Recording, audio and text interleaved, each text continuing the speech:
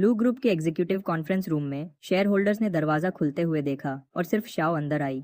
उनके चेहरे तुरंत गुस्से से भर गए। डायरेक्टर लियू कहाँ हैं? शाओ ने अपनी शांत प्रोफेशनल मुस्कुराहट बनाए रखी और कमरे में मौजूद लोगों से अदब से बात की। डायरेक्टर लियू को एक जरूरी काम आ गया है जिसके लिए उन्हें अभी जाना होगा। मीटिंग दोबारा रखी जाएगी। आप सबके आने के लिए शुक्रिया। उसकी कितनी हिम्मत है, एक फोन किया और हम सब अपना काम छोड़कर यहाँ आ गए। हम इतनी देर से यहाँ बैठे हैं और वह बस खबर भेजती है कि वह नहीं आ रही। एक छोटी लड़की जो सोचती है कि प्रेसिडेंट की कुर्सी पर बैठने का मतलब है कि वह जो चाहे वह कर सकती है। क्या उसके दिल में हमारे लिए कोई इज्जत बची है जिन्होंने यह सब बनाया है? लू ग्रुप की आज की कामयाबी नहीं होती अगर शुरू से हमने उनकी मदद न की होती। और अब उसने हमें ऐसे छोड़ दिया। कौन जाने अगला वह क्या करेगी। शेयर होल्डर्स आपस में बात करते रहे, एक के बाद एक शिकायत करते रहे, जब तक पूरा कमरा नाखुशी से भर नहीं गया। शाओ को ऐसे लग रहा था जैसे उसने यह सब पहले भी कई बार देखा हो। उसने अपनी नर्म और प्रोफेशनल मुस्कुराहट बनाए रखी।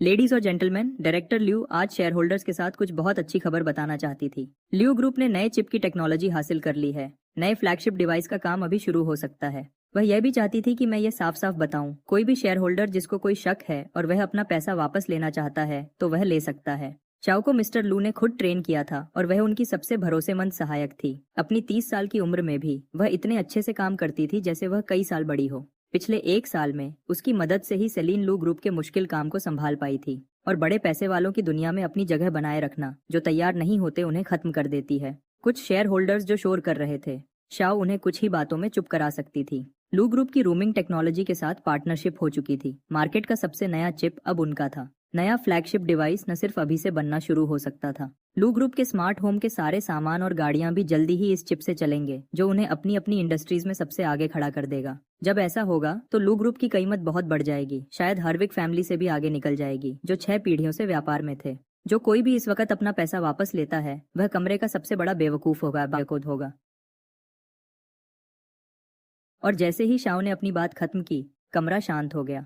कॉन्फ्रेंस रूम में खामोशी छा गई। थोड़ी देर बाद एक आवाज आई, अगर डायरेक्टर लियू को कोई जरूरी काम है तो चलो मीटिंग दोबारा रखते हैं। जब भी वह फ्री हो हमें बता देना और हम वापस आ जाएंगे। बाकी लोग भी उनके पीछे चले। सबसे अच्छी मुस्कुराहट के साथ वह एक एक करके बाहर निकल गए। बाहर बारिश धीरे हो गई थी। सेलिन ने बिना सोचे एक्सेलरेटर दबाया। वह पूरी रफ्तार से साइलस हॉल की तरफ चला रही थी। ड्राइवर ने अभी फोन करके बताया था, साइलस हॉल में गड़बड़ थी। मेरे बारिश में गिरने के बारे में कुछ। उन शेयर होल्डर्स के लिए उसके पास अब सब्र नहीं था। एड्रियन से ज्यादा कुछ भी जरूरी नहीं था। जब मैंने मुश्किल से अपनी आंखें खोली, सबसे पहले मैंने सेलिन का चेहरा देखा, पीला और बिल्कुल सही। उसकी जॉलाइन इतनी तेज थी कि शायद मेटल डिटेक्टर भी बच जाता। रुको, सेलिन यहाँ क्यों थी? मैंने अपनी सूखी आंखों को हिलाया और वहां साइलस था, बिस्तर के पास बैठा। मुझे ऐसे देख रहा था जैसे वह गुस्सा दिखाना चाहता हो पर दिखा नहीं पा रहा हो। मेरी आवाज मुश्किल से सरगोशी में निकली, मास्टर, मुझे वह मत बुलाओ। मेरा तुम जैसा कोई स्टूडेंट नहीं है। साइलस ने ठंडी सांस ली और मुंह मोड़ लिया। उसे अपने स्टूडेंट की बहुत याद आ रही थी और वह गुस्से का नाटक बनाए रखने की कोशिश कर रहा था। मैंने अपने बेरंग होंठों को दबाया और चुपचाप नीचे देखा। Grand master. साइलस ने सोचा, मैंने उसे मास्टर बुलाने से मना किया और उसने सच में नहीं बुलाया। कितना बेदिल छोटा सा लड़का है। साइलस खड़ा हो गया, हाथ पीछे करके, और तेजी से दरवाजे की तरफ चला। मैं दवा देख कर आता हूँ, इसे पियो और फिर निकल जाओ। वीरा ने ग्रैंड मास्टर का एक बात कहना और मतलब कुछ और होने का नाटक देखा। वह एक तरफ छुप गई और अपना मुंह ढक लिया ताकि हंसी न निकले। जैसे ही वह पूरी तरह दरवाजे से गायब हो गया, वह टेबल के पास गई और एक कप गर्म पानी डाला। मिस सेलीन ने ग्रैंड मास्टर को मिस्टर और मिसेस लू की हालत के बारे में सब कुछ बता दिया है। सेलीन के चेहरे पर कोई खास सुकून नहीं दिखा, बल्कि उसकी आंखों में सिर्फ मेरी चिंता थी। अगर उसे पता होता कि मैं अपने साथ ऐसा करूंगा तो वह मुझे कभी आने नहीं देती, चाहे कुछ भी हो जाता। ग्रैंड मास्टर हमेशा ऐसे ही है, बातें कड़वी, दिल नर्म, और तुम वह स्टूडेंट हो जिसकी वह सबसे ज्यादा कदर करते हैं। जब आप 2 घंटे से ज्यादा उस ठंडी बारिश में घुटनों के बल बैठे रहे तो वह अपना गुस्सा कैसे रोक पाते? वीरा ने कप सेलीन को दिया। सेलीन ने चुपचाप शुक्रिया कहा और कप ले लिया। मैंने धीरे धीरे गर्म पानी पिया जो सेलीन ने मेरे होंठों तक लाया था। जो बोझ इतने वक्त से मेरे सीने पर था, लगा जैसे बारिश ने उसे धो दिया हो। एक खुशी जो मैं रोक नहीं पा रहा था मेरे पीले होंठों के किनारे पर आ गई। एल्डर साइलस आखिरकार आने के लिए मान गए थे। मिस्टर और मिसेस लू के पास अब एक असली मौका था। सेलीन को उन्हें खोना नहीं पड़ेगा। करीब आधे घंटे बाद वेरा मेरे सूखे कपड़े वापस ले आई। मैंने वापस वही फिट कपड़े पहने जिनमें मैं आया था। मैंने उन सादे कपड़ों को देखा जिन्हें मैं छोड़ रहा था। शायद मुझे दोबारा ऐसे कपड़े पहनने का मौका नहीं मिलेगा।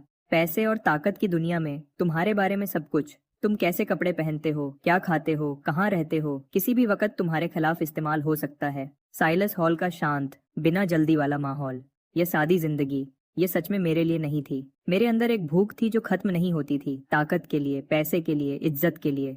मैं सबसे ऊंचे मुकाम पर पहुंचना चाहता था। मैं उस सीढ़ी पर धीरे धीरे चढ़ना चाहता था और उसके सबसे ऊंचे पर मजबूती से खड़ा होना चाहता था।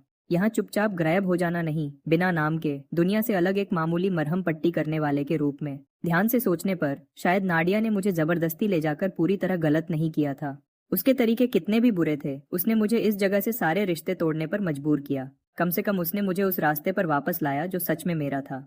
वेरा एक कटोरा गाढ़ी काली जड़ी बूटी वाली दवा ले आई। उसने धीरे से सांस छोड़ी। इसे पियो और जाओ। मैंने नुस्खे से 2 खुराक तैयार की है, मिस सेलीन के पास पहले से है। मैंने उसे हैरानी से देखा। मेरे मास्टर कहाँ हैं? उन्होंने मेरा इलाज किया। इसका मतलब है कि उन्होंने गुस्सा करना बंद कर दिया होगा, है ना? वेरा ने दवा को धीरे से टेबल पर रखा। ग्रैंड मास्टर के शब्द थे, जो अलग रास्तों पर चलते हैं वह साथ नहीं चल सकते। वह तुम्हें माफ करते हैं और इस माफी के साथ वह तुम्हें अपना स्टूडेंट मानने से भी आजाद करते हैं। मैंने नीचे देखा और चुप हो गया। समझ गया। मैंने अपना सर पीछे किया और कड़वी दवा आखिरी बूंद तक पी ली। मैंने वेरा का सच्चे दिल से शुक्रिया किया। फिर सेलिना और मैं साथ में निकल गए। साइलस ऊपर की खिड़की पर अकेला खड़ा था और गाड़ी को धीरे धीरे गायब होते देखा। उसने अपने दिमाग में वह सब घुमाया जो सेलिना ने उसे बताया था। 5 साल पहले नाडिया खुद मुझे वापस लेने आई थी और मुझे अपने बिजनेस मैनेजमेंट में काम करने के लिए रखा था। उसने धमकी दी थी कि अगर मैं यहाँ वक्त बर्बाद करता रहा तो कैपिटल में साइलस हॉल का नाम और निशान मिट जाएगा। मैं जानता था कि नाडिया क्या कर सकती है। साइलस हॉल को मिटाना तो सबसे छोटा काम था। वह साइलस को ही गायब कर सकती थी। इसलिए मैंने यह बात मान ली और फैसला किया। खुद को मजबूर किया वह ठंडे, नाकाबिले माफी शब्द कहने के लिए। अपने हाथों से सालों की सिखाई को खत्म करना। कसम खाई कि दोबारा कभी साइलस हॉल में कदम नहीं रखूंगा। सेलीन ने साइलस को सब कुछ तफसील से बताया था जो मैं उस 1 साल में झेल चुका था। अपनी खुद की ताकत के बिना तुम्हें हर मोड़ पर कंट्रोल किया जाता है। हर दिन उन 2 मुश्किल बहनों से टक्कर लेना। जब पता चला कि मैं खून से हर्विक नहीं था तो मैंने और भी ज्यादा मेहनत की अपनी खुद की नींव बनाने के लिए। जो कुछ भी मेरे पास था वह उतनी आसानी से नहीं मिला जितना बाहर से लगता था। मैं बहुत बड़े बोझ के साथ बड़ा हुआ था, एक पत्थर के अंदर फंसा हुआ था और फिर भी बाहर निकलने की कोशिश कर रहा था। साइलस असल में एक पहाड़ी मंदिर में टाओइस्ट था। उसने खुद को ट्रेडिशनल दवा में इतना माहिर बनाया था जो किसी भी फॉर्मल ट्रेनिंग से बेहतर था। 1 साल एक तेज तूफान ने नीचे के गांव में बाढ़ ला दी। वह बिना सोचे नीचे आया इलाज करने, मदद करने और जिसे बचा सकता था उसे बचाने के लिए। और ऐसे ही वह एक छोटे लड़के एड्रियन से मिला जो मदद के काम में आया था। उसने उस बच्चे में कुछ खास देखा और उसे अपना आखिरी और सबसे प्यारा स्टूडेंट बनाया। बाढ़ ने उसका नाम पूरे इलाके में मशहूर कर दिया था।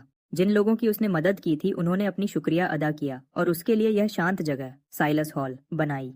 दुनिया की जरूरतों से बेपरवाह वह इन दीवारों के अंदर अपनी मर्जी से रहता था। अमीर लोगों के घमंड के लिए उसके पास सब्र नहीं था और वह जिद्दी तरीके से उनका इलाज करने से मना कर देता था जिन्हें वह पसंद नहीं करता था। कभी परवाह नहीं करता था कि कौन उससे नाराज होता है। लेकिन सेलीन की बातों ने उसे समझ आ गया था। जिस दुनिया में मैं बड़ा हुआ था उसने मुझे बिल्कुल भी आजादी नहीं दी थी। उसे मेरी जज्बाती ठंडक कभी पसंद नहीं आई थी, लेकिन वह ठंडक ही वह हथियार थी जिसने मुझे 1 दशक से ज्यादा जिंदा रखा था। अलग रास्ते अलग लोगों को ले जाते हैं। उसके स्टूडेंट को वह रास्ता चलने दो जो उसके लिए बना है। एड्रियन, तुम पागल हो गए हो क्या? 2 घंटे घुटनों के बल और ऐसी बारिश में? सेलीन का माथा सिकुड़ा हुआ था। उसने अपना हाथ ऊपर किया और मेरे माथे पर रखा। फिर उसने मुझे अपनी बाहों में ले लिया। थोड़ा बुखार है, क्या तुम्हें ठंड लग रही है? मैंने अपना सिर थोड़ा हिलाया और उसकी बाहों में आराम से बैठ गया। उसकी हल्की सी सिट्रस की खुशबू, एक सच्ची शांत मुस्कान मेरे फीके होंठों पर आ गई। दवाई के बाद मैं बहुत बेहतर महसूस कर रहा हूँ। मैं सालों से जूडो की ट्रेनिंग कर रहा हूँ। ऐसी छोटी सी बात मुझे रोक नहीं सकती। सेलीन का माथा अब भी सिकुड़ा हुआ था। उसने मेरे गाल को हल्के से चिंता में दबाया। ध्यान रखा कि दर्द न हो।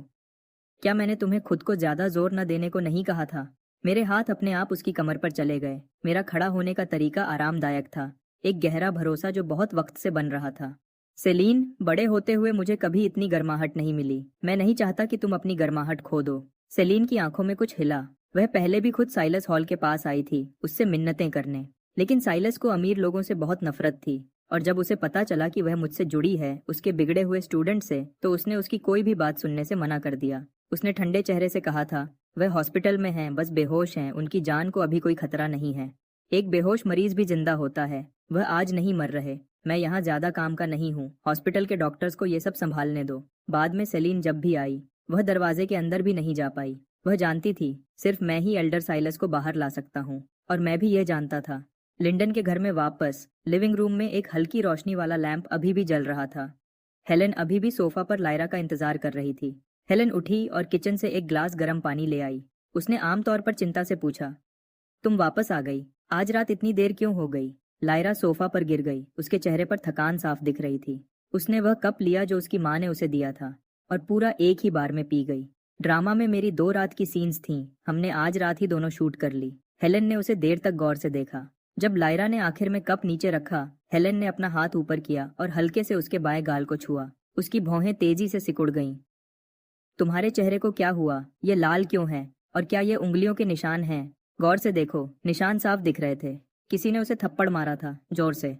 लायरा ने हल्के से अपनी माँ का हाथ हटाया, अपनी आवाज को आम रखते हुए। कुछ नहीं है, सीन में ऐसा ही करना था। जितना दिख रहा है उससे ज्यादा बुरा नहीं है, दर्द नहीं हो रहा। लेकिन चाहे उसने कितनी भी पक्के से कहा कि दर्द नहीं हो रहा, एक माँ जिसने यह देखा था वह सब जानती थी। हेलेन जल्दी से कैबिनेट में ढूंढने लगी जब तक उसे मरहम नहीं मिल गया। ये लगा लो और जल्दी ठीक हो जाएगा, वरना कल स्कूल जाओगे तो लोग बातें बनाएंगे।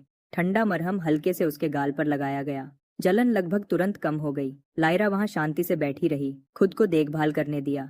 एक ख्याल उसके मन में आया। एड्रियन आज सुबह सबसे पहले बारिश में बाहर गया था। उसकी आंखें हिलीं। वह पूछे बिना नहीं रह पाई, क्या वह वापस आ गया है? हेलेन ने धीरे से सांस ली और कहा, वह थोड़ी देर पहले वापस आया था। सीधा अपने कमरे में गया और सो गया। डिनर के लिए भी बाहर नहीं आया। उसका चेहरा ठीक नहीं लग रहा था, शायद उसे कुछ हो रहा है। मैं उसे नॉक करके परेशान नहीं करना चाहती थी। लायरा शांति से अपने ख्यालों में खो गई। वह सच में जानना चाहती थी कि वह बारिश में कहाँ भाग गया था, लेकिन वह यह भी समझती थी कि उसकी जिंदगी का एक ऐसा पहलू था जिसमें उसे झांकना नहीं चाहिए था। कुछ बातें थीं जिनके बारे में उसे पूछना ठीक नहीं था। वह शायद पूरा भीग गया और उसे ठंड लग गई। मैं कल उसके लिए सर्दी की दवाई ले आऊंगी, बस हाथ में रखने के लिए। लायरा ने फिर ऊपर देखा। डैड का क्या हुआ? आज इंटरव्यू कैसा रहा? हेलेन ने बताया, बारिश बहुत तेज थी, उन्होंने उसे कल सुबह के लिए आगे बढ़ा दिया। तो वह कल सुबह तुम दोनों को स्कूल छोड़ देंगे। अच्छा हो गया। और अगर एड्रियन को अभी भी ठीक नहीं लग रहा है तो उसके स्कूल जाकर उन्हें बता देना। सोचो तो, ये शर्म की बात है। वह 2 हफ्ते से ज्यादा से स्कूल में है और हमारे पास अभी तक उसके टीचर का कॉन्टैक्ट नंबर नहीं है। हमें पता भी नहीं होगा कि किसे फोन करें।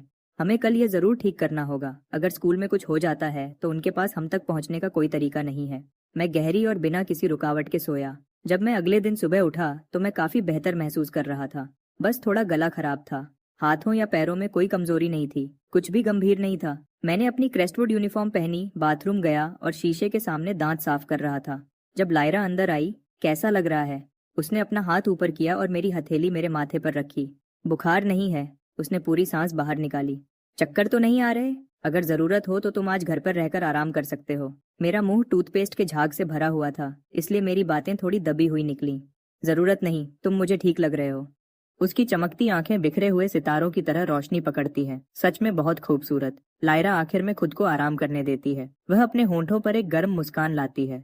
जब तक तुम ठीक महसूस कर रहे हो, बस यही जरूरी है। डैड का आज जॉब इंटरव्यू है। वह हमें स्कूल छोड़ देंगे जब वह जाएंगे। वह देर तक हिचकिचाती है, फिर आखिर में खुद को रोक नहीं पाती। तुम कल कहाँ गए थे? तुम इतनी सुबह चले गए थे। बस एक दोस्त के लिए कुछ काम था, मैंने आमतौर पर कहा। लायरा ने बात समझ ली और आगे नहीं पूछा। हेलेन ने नाश्ते में हैम फ्राइड राइस बनाया है। उसने सोचा कि सिर्फ इसलिए कि वह अपनी दुकान पर काले चावल के लड्डू बेचती है, इसका मतलब यह नहीं कि बच्चे हर सुबह वही खाएं। किसी भी चीज की ज्यादती पुरानी हो जाती है, इसलिए वह वही करने लगी जो वह हमेशा करती थी, बच्चों के लिए हर दिन कुछ अलग बनाना। सूरज ने आज भी अपना चेहरा नहीं दिखाया है, लेकिन कम से कम बारिश आखिर में रुक गई है। इस वीकेंड मैंने सेलीन को धमका रही जबरदस्ती की सगाई की सिचुएशन को संभाल लिया और मेरे और साइलस के बीच के तनाव को भी कम कर दिया। उसके ऊपर मैं साइलस को सेलीन के माँ बाप का इलाज करने के लिए भी ले आया हूँ। मेरे सीने में एक ऐसी हल्की सी खुशी है जिसे मैं शब्दों में बयान नहीं कर सकता। साधारण फ्राइड राइस भी इतना अच्छा लग रहा है कि मैं और लेने चला गया। जूते पहने हुए बाहर जाने के लिए तैयार और काफी अच्छे मूड में भी। मेरे इंटरव्यू के दिन ही बारिश रुक गई। यह तो एक अच्छा शगुन है। बिया सबसे पहले एंट्रीवे कैबिनेट की तरफ भागी। उसने छोटे स्टूल को अपना बना लिया और तेजी से अपनी सॉक्स पहनी, बड़े अच्छे तरीके से, लेकिन फीते उलझे हुए थे। जैसे ही बिया दरवाजे की तरफ भागने की कोशिश करती है, लायरा उसके पास आती है और उसे वापस स्टूल पर बैठा देती है। वह नीचे झुक जाती है और बिना किसी शिकायत के बिया के फीते बांधती है। मैंने उन दोनों को देखा। यह एक शांत और बेहतरीन पल था। मैं सोफा पर बैठ गया और जेड के बारे में गुस्सा निकालने लगा। न तो वह और न ही नाडिया अच्छे लोग हैं और उन दोनों में से कौन जीतेगा यह कोई नहीं जानता। अगर मुझे पता होता कि जेड के दिमाग में अभी क्या चल रहा है तो मैं उसे थप्पड़ मारकर अकल ठीक करता। उन सब ने पूरी तरह से अपनी हद पार कर दी है, मेरे फ्यूचर को एक खेल की तरह समझ रहे हैं। जो मैं अभी तक नहीं जानता वह यह है कि वह दोनों असल में कितनी हद तक गिर चुके हैं। मेरे जासूस ने रिपोर्ट देने के लिए फोन किया। जो के मुताबिक जेड सीधी एग्जीक्यूटिव ऑफिस में घुसी और नादिया को बिना किसी चेतावनी के पूरी ताकत से मुक्का मारा। फिर वह दोनों एक दूसरे पर ऐसे टूट पड़े जैसे वह किसी गली में लड़ रहे हों। सारी इज्जत खत्म हो गई थी। अब वह दोनों हॉस्पिटल में बेड पर पड़े हैं। एक झगड़ा इतना बुरा कि दोनों को हॉस्पिटल में भर्ती करना पड़ा। मैं गुस्से से भौहें सिकोड़ता हूँ। मुझे लगने लगा है कि कहीं जो बदल तो नहीं गया, यह दिखाने के लिए कि हालात कितने खराब हैं ताकि उन दोनों के लिए मेरी हमदर्दी मिल सके। जो बहुत बेचैन दिखता है, उसके मुंह का कोना ऐसे फड़कता है जो खुद से नहीं लगता। सर, असल में यह हुआ था। ये ऐसे शुरू हुआ कि जेड एग्जीक्यूटिव ऑफिस में घुसी और नाडिया का कॉलर पकड़ लिया। उसने पीछे खींचकर नाडिया के दाएं गाल पर सीधा मुक्का मारा, पूरी ताकत से। तुम नाकाबिल औरत, उसने गुस्से से कहा। तुम सच में सोचती हो कि तुम एड्रियन से शादी कर सकती हो? सपने देखती रहो।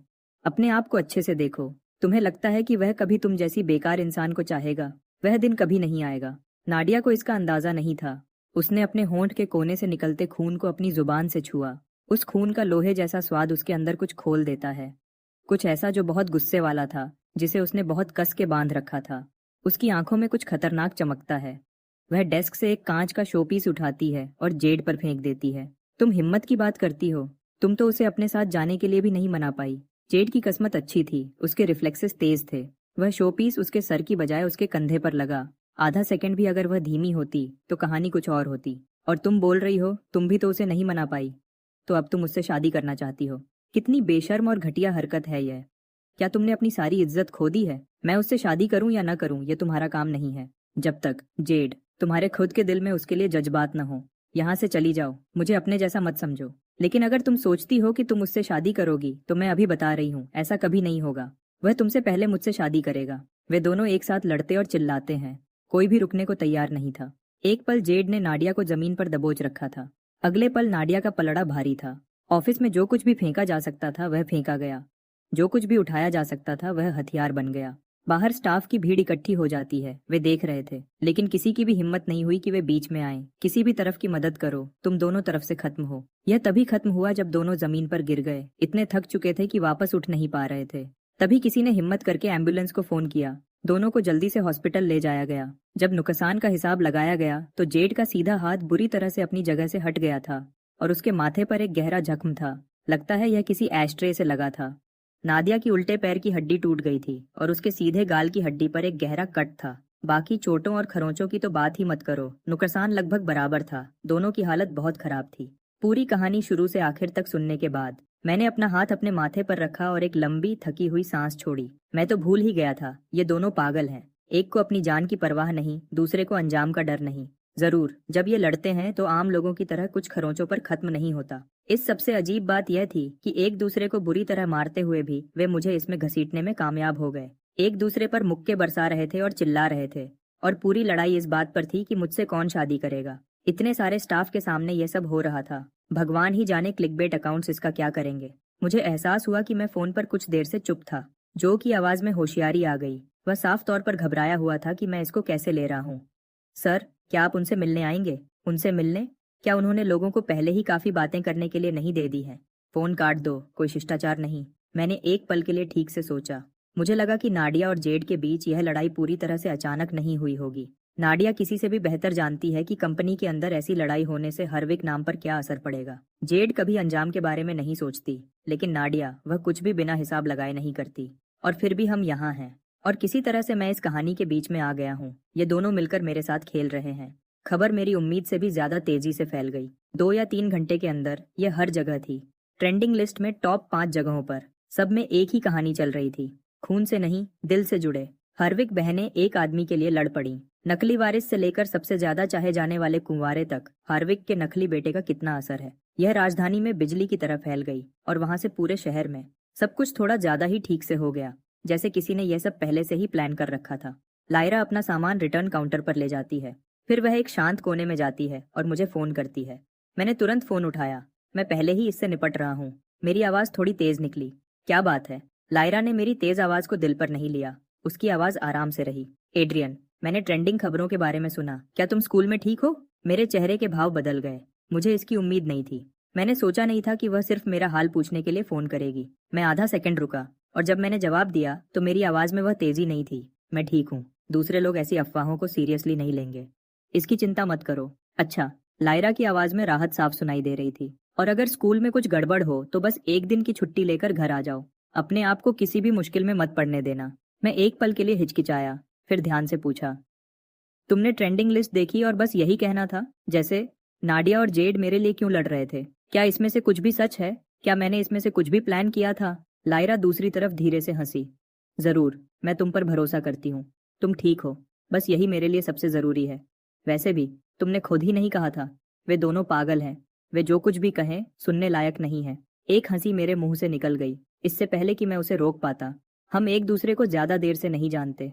अभी भी बहुत कुछ है जो हम एक दूसरे के बारे में नहीं जानते, लेकिन लायरा का मुझ पर भरोसा पूरी तरह से अजीब, अंधा, पूरा और बिना किसी शर्त के है। स्कूल के बाद तुम आगे बढ़ो, मैं बाद में खुद ही वापस आ जाऊंगा। डिनर के लिए मेरा इंतजार मत करना। ठीक है, सुरक्षित रहना। जब तुम घर के पास पहुंच जाओ तो मुझे मैसेज करना, मैं तुमसे गेट पर मिलूंगा। मैंने कमेंट्स स्क्रॉल किए। राजधानी के सर्कल में ऐसी घटिया हरकतें कोई नई बात नहीं है। अंदर के लोग मुश्किल से ही हैरान होते हैं, लेकिन बाहर वाले, वे ऐसी अमीर फैमिली की गॉसिप के लिए जीते हैं। मैंने अपने होंठ थोड़े से मोड़े। मैं रिको के साथ बेकार की बातों पर बहस नहीं करता। मैंने नीचे देखा और अपने मैसेजेस चेक किए। फैमिली ग्रुप चैट में नए मैसेजेस आए हैं। रे और हेलेन ने ट्रेंडिंग टॉपिक्स देखे हैं। वे चिंता में हैं कि कहीं स्कूल में कोई मुझे परेशान तो नहीं कर रहा। हेलेन ने भी अपनी चिंता जताई। दोनों में से किसी ने भी एक शब्द का इल्जाम नहीं लगाया। मैंने उन्हें तसल्ली देने के लिए कुछ लाइंस टाइप की और अपना फोन अलग रख दिया। मैं रिको की तरफ मुड़ा। क्या मैं स्कूल के बाद तुम्हारी कार ले सकता हूँ? मैं हॉस्पिटल जाना चाहता हूँ। रिको ने मुझे घूरा। रुको, क्या? वक्त इससे बुरा नहीं हो सकता था। उस हॉस्पिटल में पपरात्सी घात लगाए बैठे होंगे। अगर तुम अभी वहां दिखे तो तुम ये पक्का कर दोगे कि तुम्हारा अभी भी उन दोनों से रिश्ता है। हर्विक फैमिली छोड़ने के बाद भी मैंने शांत मुस्कुराहट दी। मैं बिल्कुल इसीलिए जा रहा हूँ। मैं पापरात्सी को देखना चाहता हूँ। रिको को यह समझ नहीं आया, लेकिन उसने मेरी बात का सम्मान किया। जब स्कूल छूटा, रिको मेरे साथ बाहर निकला। सेलिन मुझे लेने के लिए पहले से ही वहां थी। उसने आमतौर पर कंधे उचकाए और रिको की तरफ चुपचाप संतुष्टि से अपनी आईब्रो उठाई। एड्रियन को मुझसे बेहतर कोई नहीं जानता। रिको की मुट्ठी बंद हो गई। ऐसा लग रहा था जैसे वह उसके चेहरे का कुछ करने की सोच रहा हो।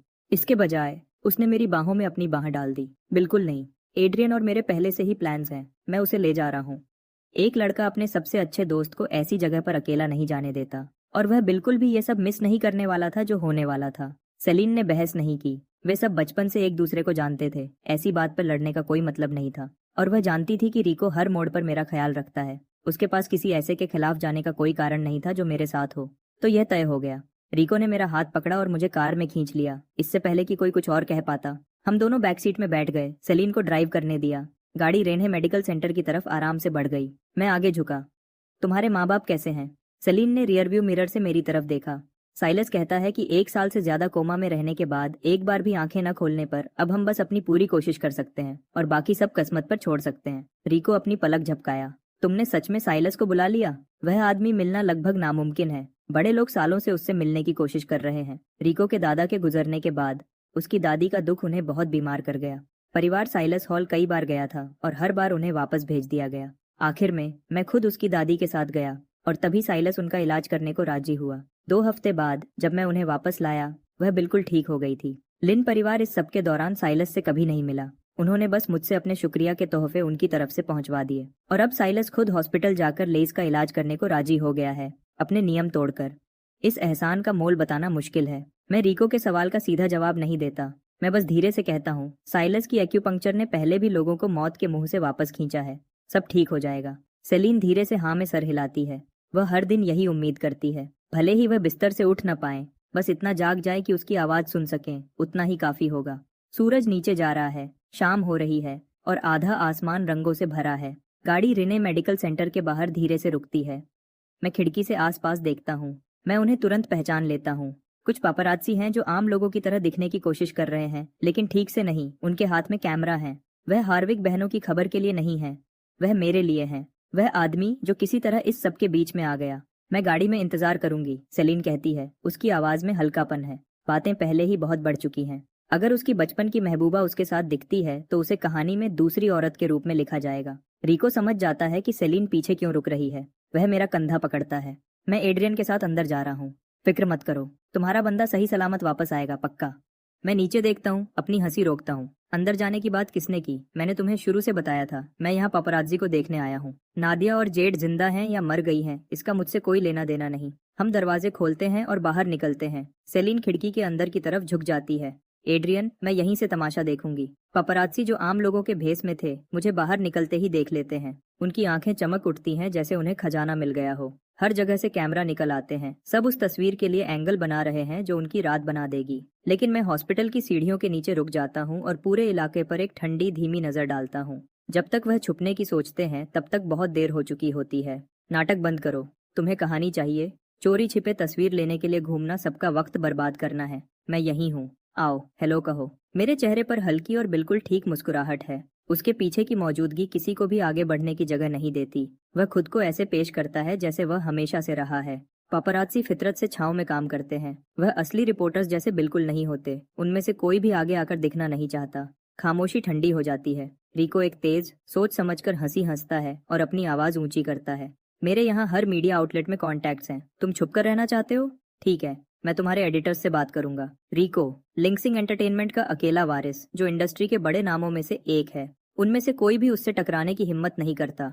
वह एक एक करके बाहर आते हैं और मेरे सामने इकट्ठे हो जाते हैं। उनमें से एक दर्द भरा चेहरा बनाता है।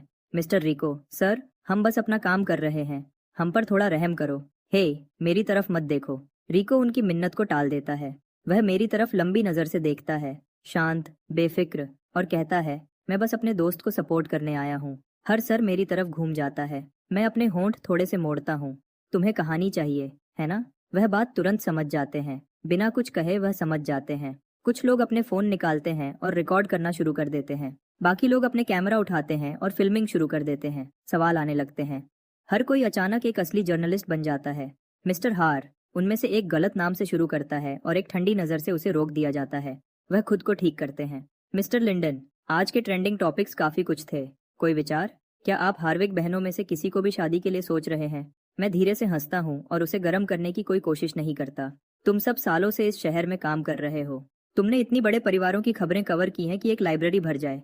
तो तुम मुझे कह रहे हो कि तुम्हें नहीं पता कि मैं और वह दोनों हमेशा एक दूसरे के गले पड़े रहते हैं। लेकिन अब उन्होंने सबके सामने तुमसे शादी करने की इच्छा जताई है, भले ही तुम परिवार छोड़ चुके हो।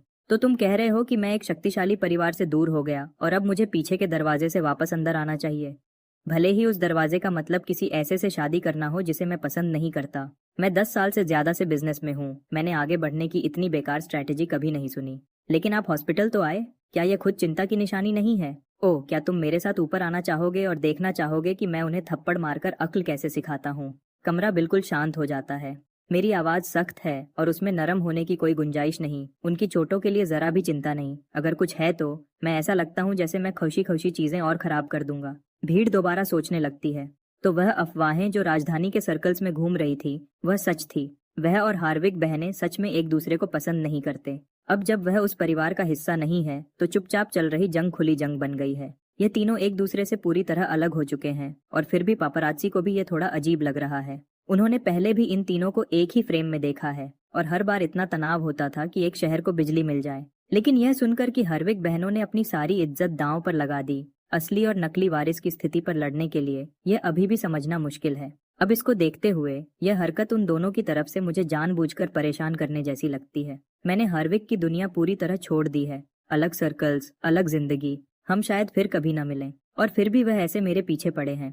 मुझे लगता है कि ऐसा ही होता है जब पूरी ताकत वाले लोग खत्म करने का फैसला करते हैं। जैसे ही इंटरव्यू क्लिप अपलोड होता है, वह ट्रेंडिंग लिस्ट में आ जाता है।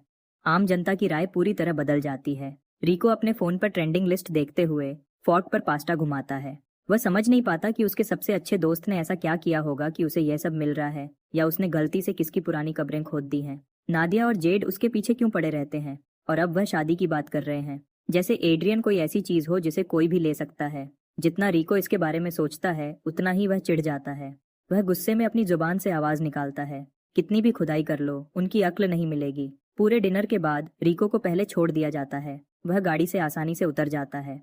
सेलिन जल्दी से पीछे की सीट पर चली जाती है।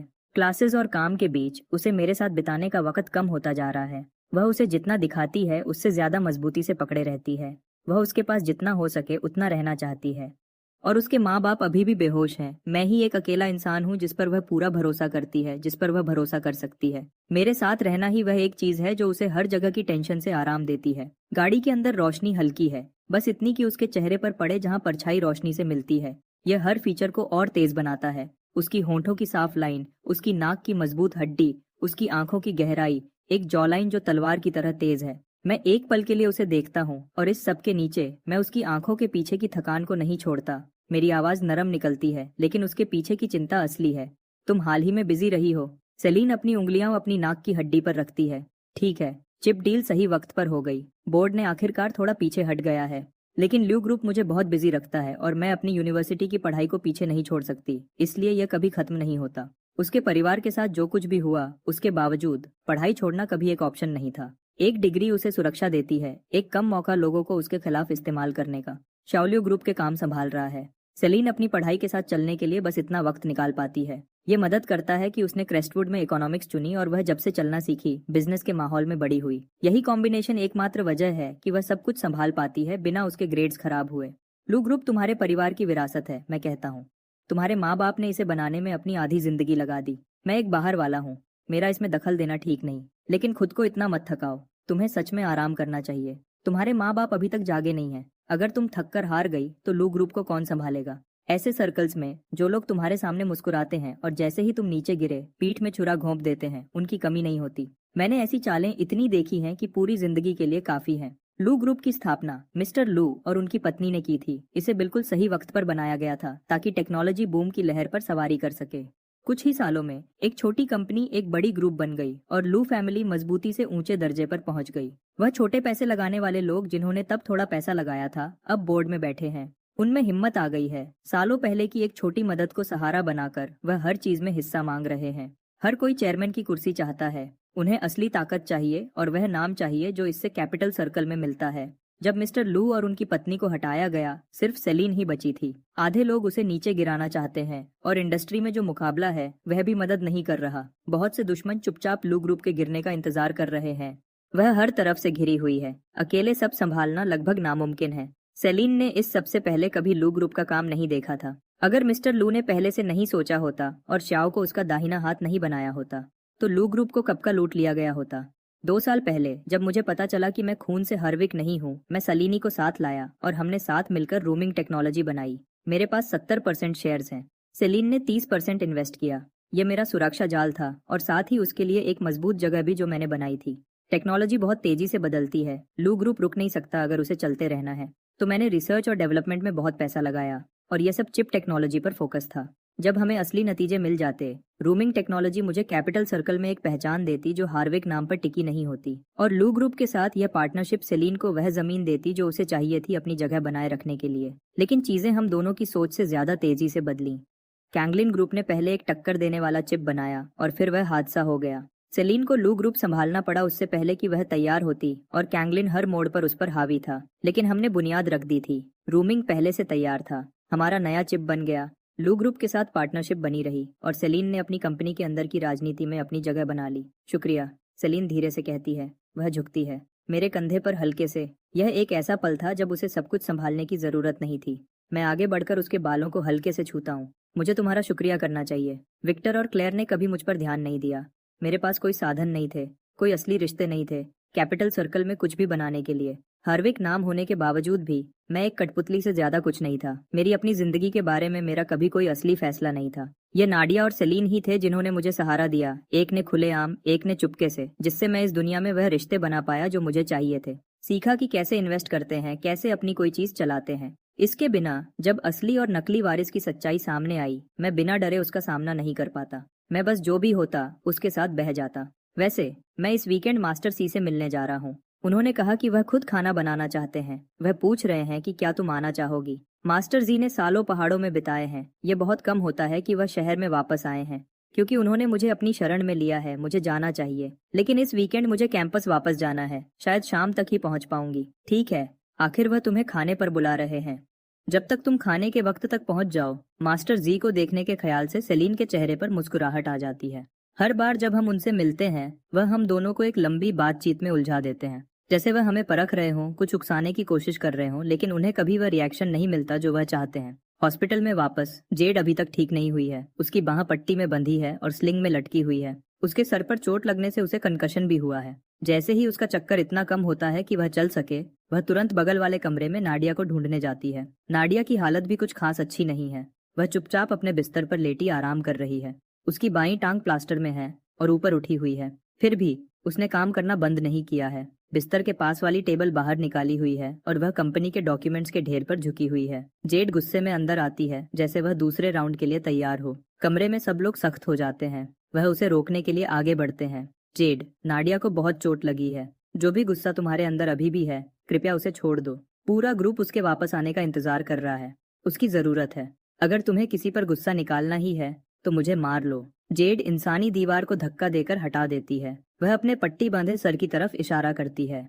उसने सच में पूरी कोशिश की थी। उसने मुझे हमेशा के लिए बेहोश कर दिया होता। कमरे में कई आवाजें एक साथ गूंज उठती हैं। सब जेड को शांत करने की कोशिश कर रहे थे। नाडिया अपने सामने रखे डॉक्यूमेंट को बंद करती है। उसकी आवाज बिल्कुल साफ और बेअसर थी। और अगर कर भी देती तो क्या? वैसे भी तुम उसका इस्तेमाल नहीं कर रही थी। नाडिया के बोलते ही जेड गुस्से से भर जाती है। वह ऐसे चलती है जैसे दूसरे राउंड के लिए जा रही हो। स्टाफ खुद को इंसानी दीवार की तरह खड़ा कर देता है। तुम्हारे जख्म अभी तक ठीक नहीं हुए हैं। कृपया ऐसा कुछ मत करो जिसका तुम्हें बाद में अफसोस हो। कई बार मिन्नतें करने के बाद जेड मुश्किल से खुद को पीछे खींच पाती है। वह नाडिया को गुस्से से घूरती है।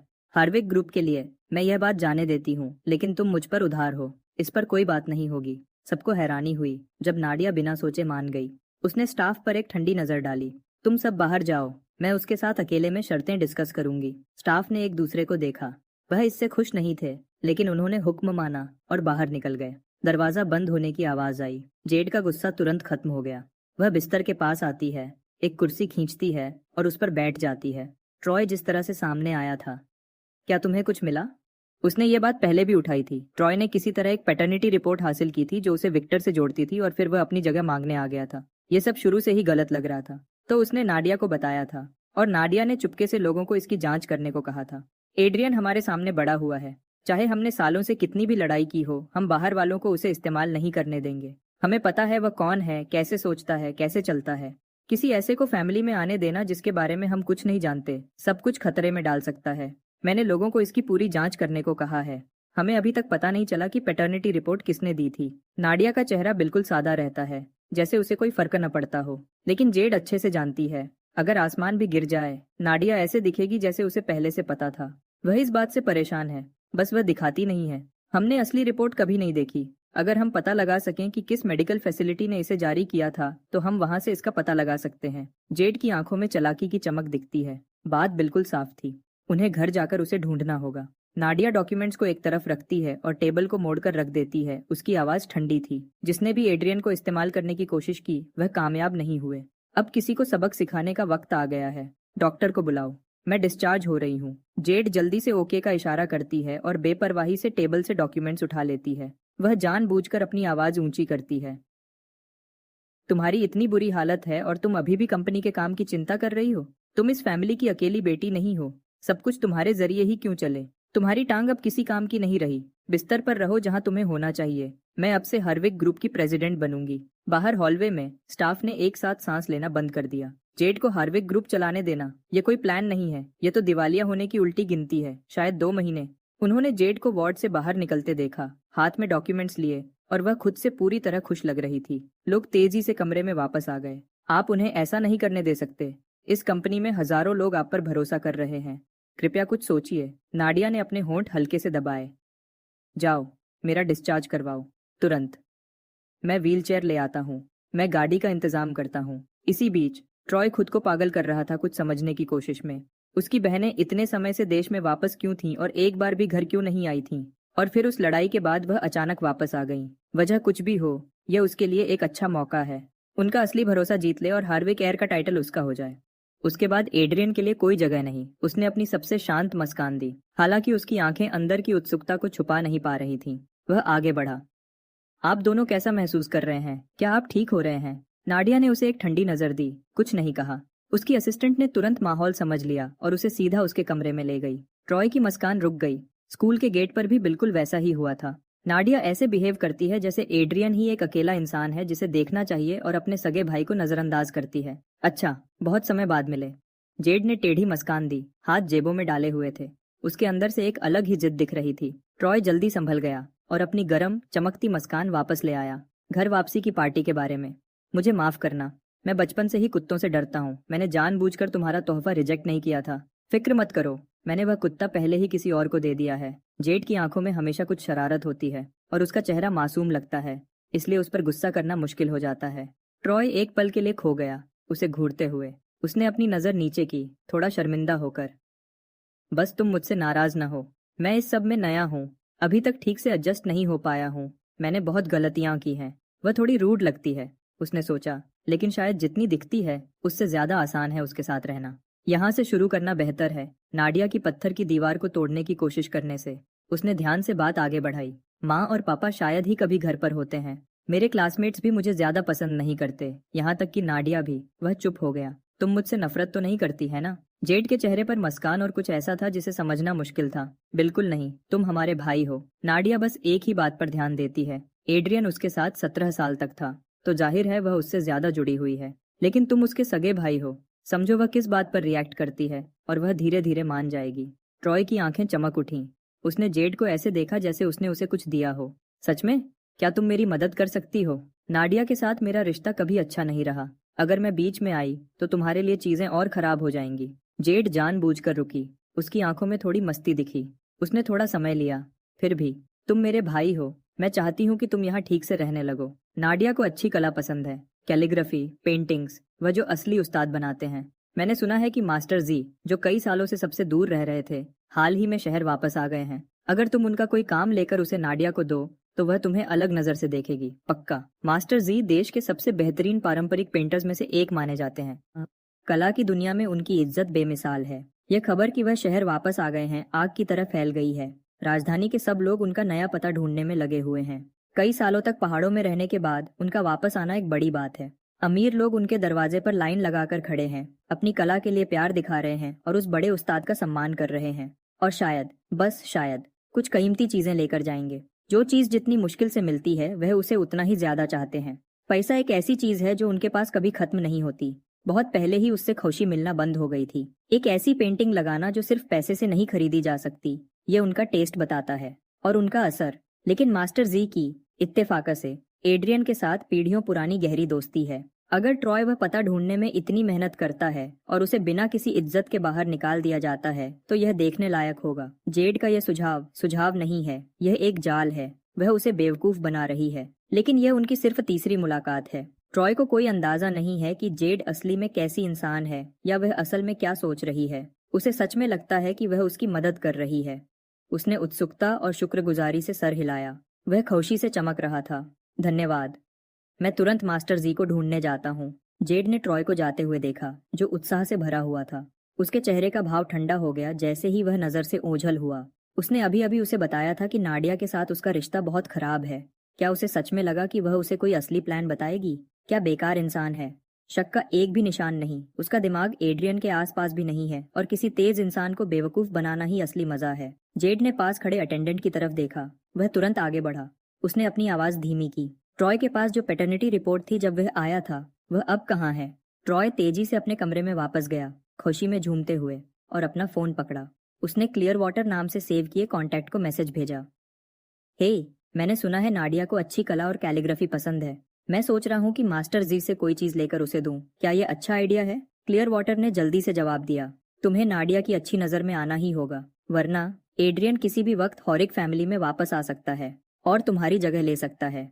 मैं तुम्हारे लिए मास्टर जी का नया पता ढूंढता हूँ। Good luck. शनिवार की सुबह मैंने आम कपड़े पहने और बाहर जाने के लिए तैयार हो गया। सब कुछ ठीक है। मास्टर जी से मिलने का समय हो गया है।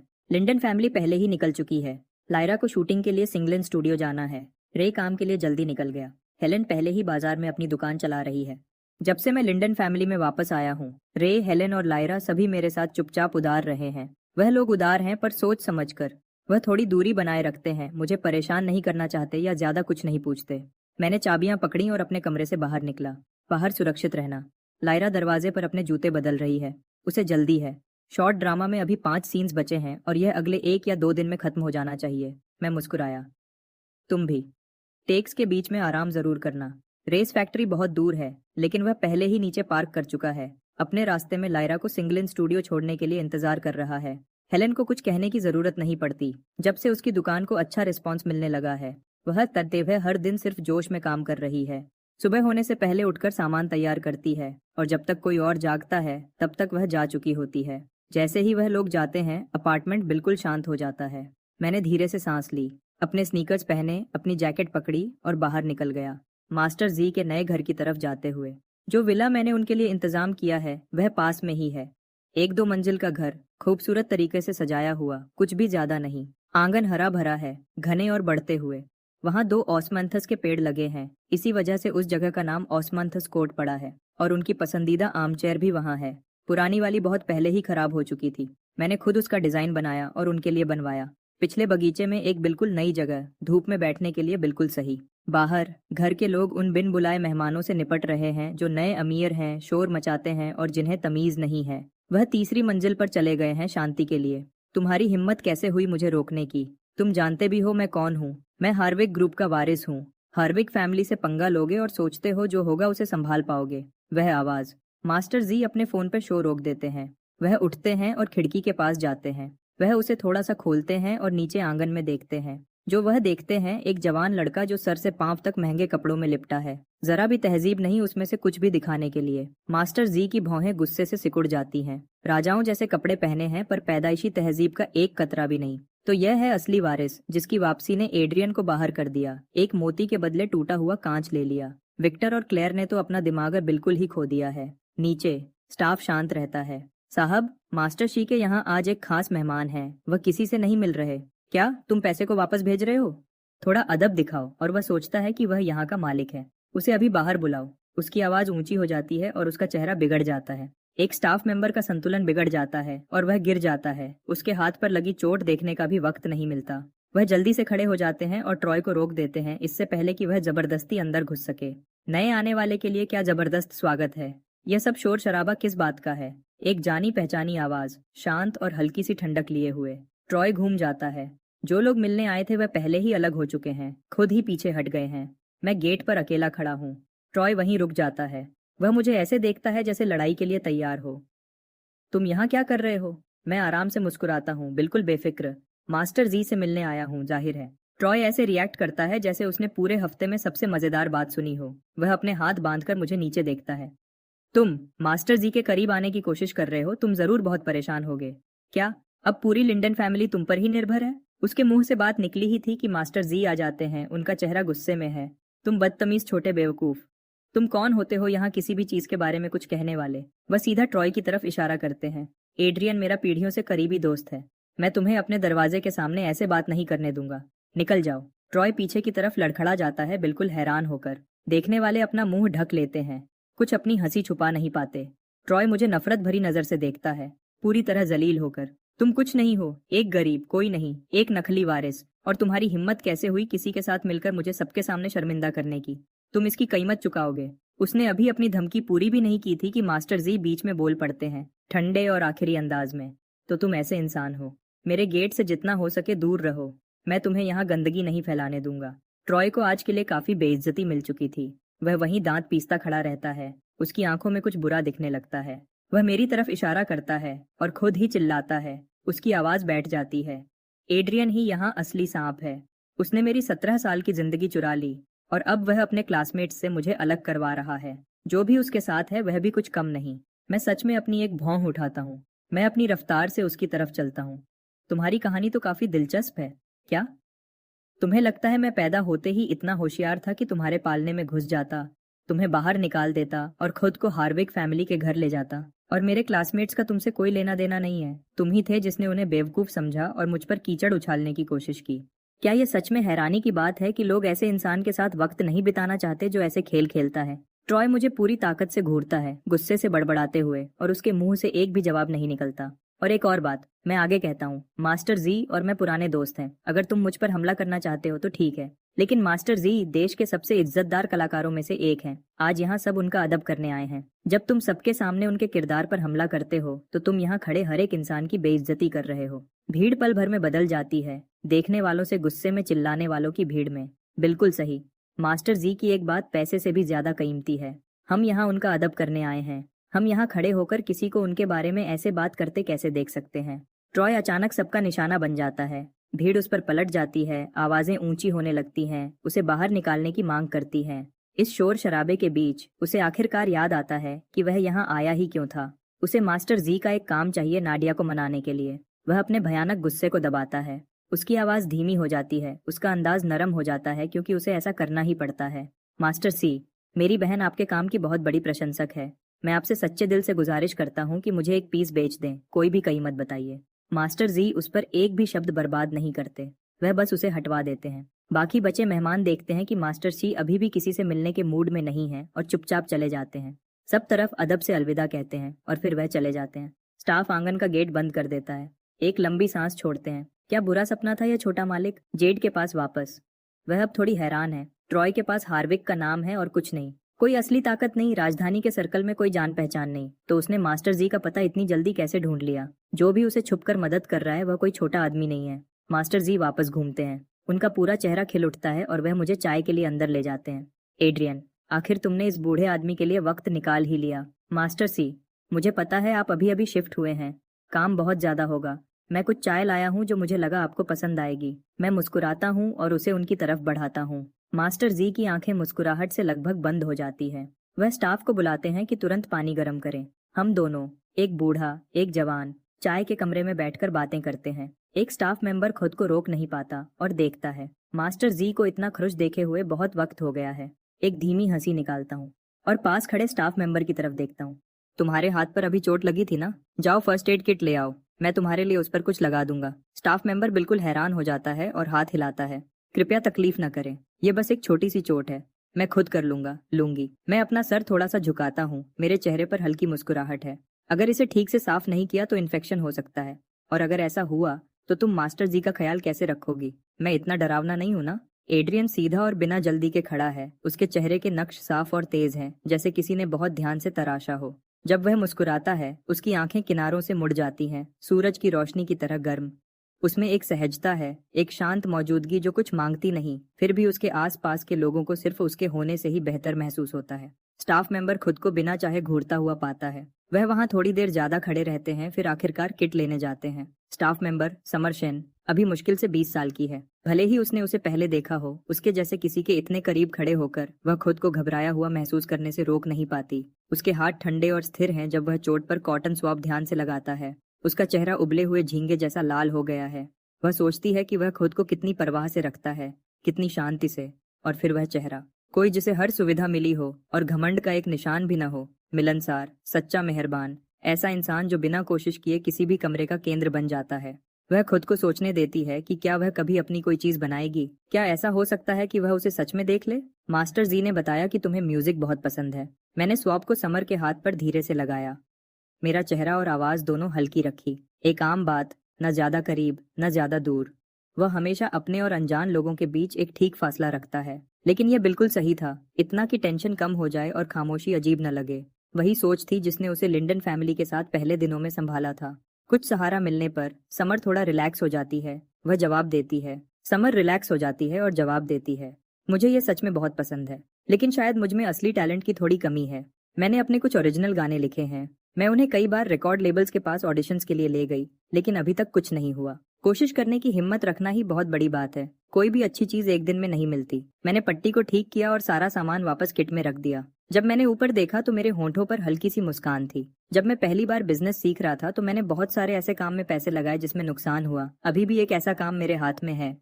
जिंदगी लंबी है, जब तक तुम उम्मीद नहीं छोड़ोगे तुम वहां तक पहुंच जाओगे। समर मुझे घूरती है, उसकी आंखें चमक रही हैं और कुछ भरा हुआ है। वह भी मानती है कि उसका दिन जरूर आएगा। मैं उठता हूँ और अपनी जैकेट अपने हाथ पर रखता हूँ। ठीक है, मास्टर जी को शायद थोड़ी देर आराम करना चाहिए। मुझे ऑफिस में कुछ काम है, जब मेरे पास और टाइम होगा मैं वापस आऊंगा। समर मुझे इज्जत से दरवाजे तक छोड़ती है। LIU ग्रुप ने रोमिंग टेक्नोलॉजी के साथ अपनी पार्टनरशिप का एग्रीमेंट साइन कर लिया है। पूरा LIU ग्रुप नए चिप को प्रोडक्ट बनाने में लग गया है। रोमिंग के पास भी अपने बहुत सारे अंदरूनी काम हैं जिन्हें देखना है।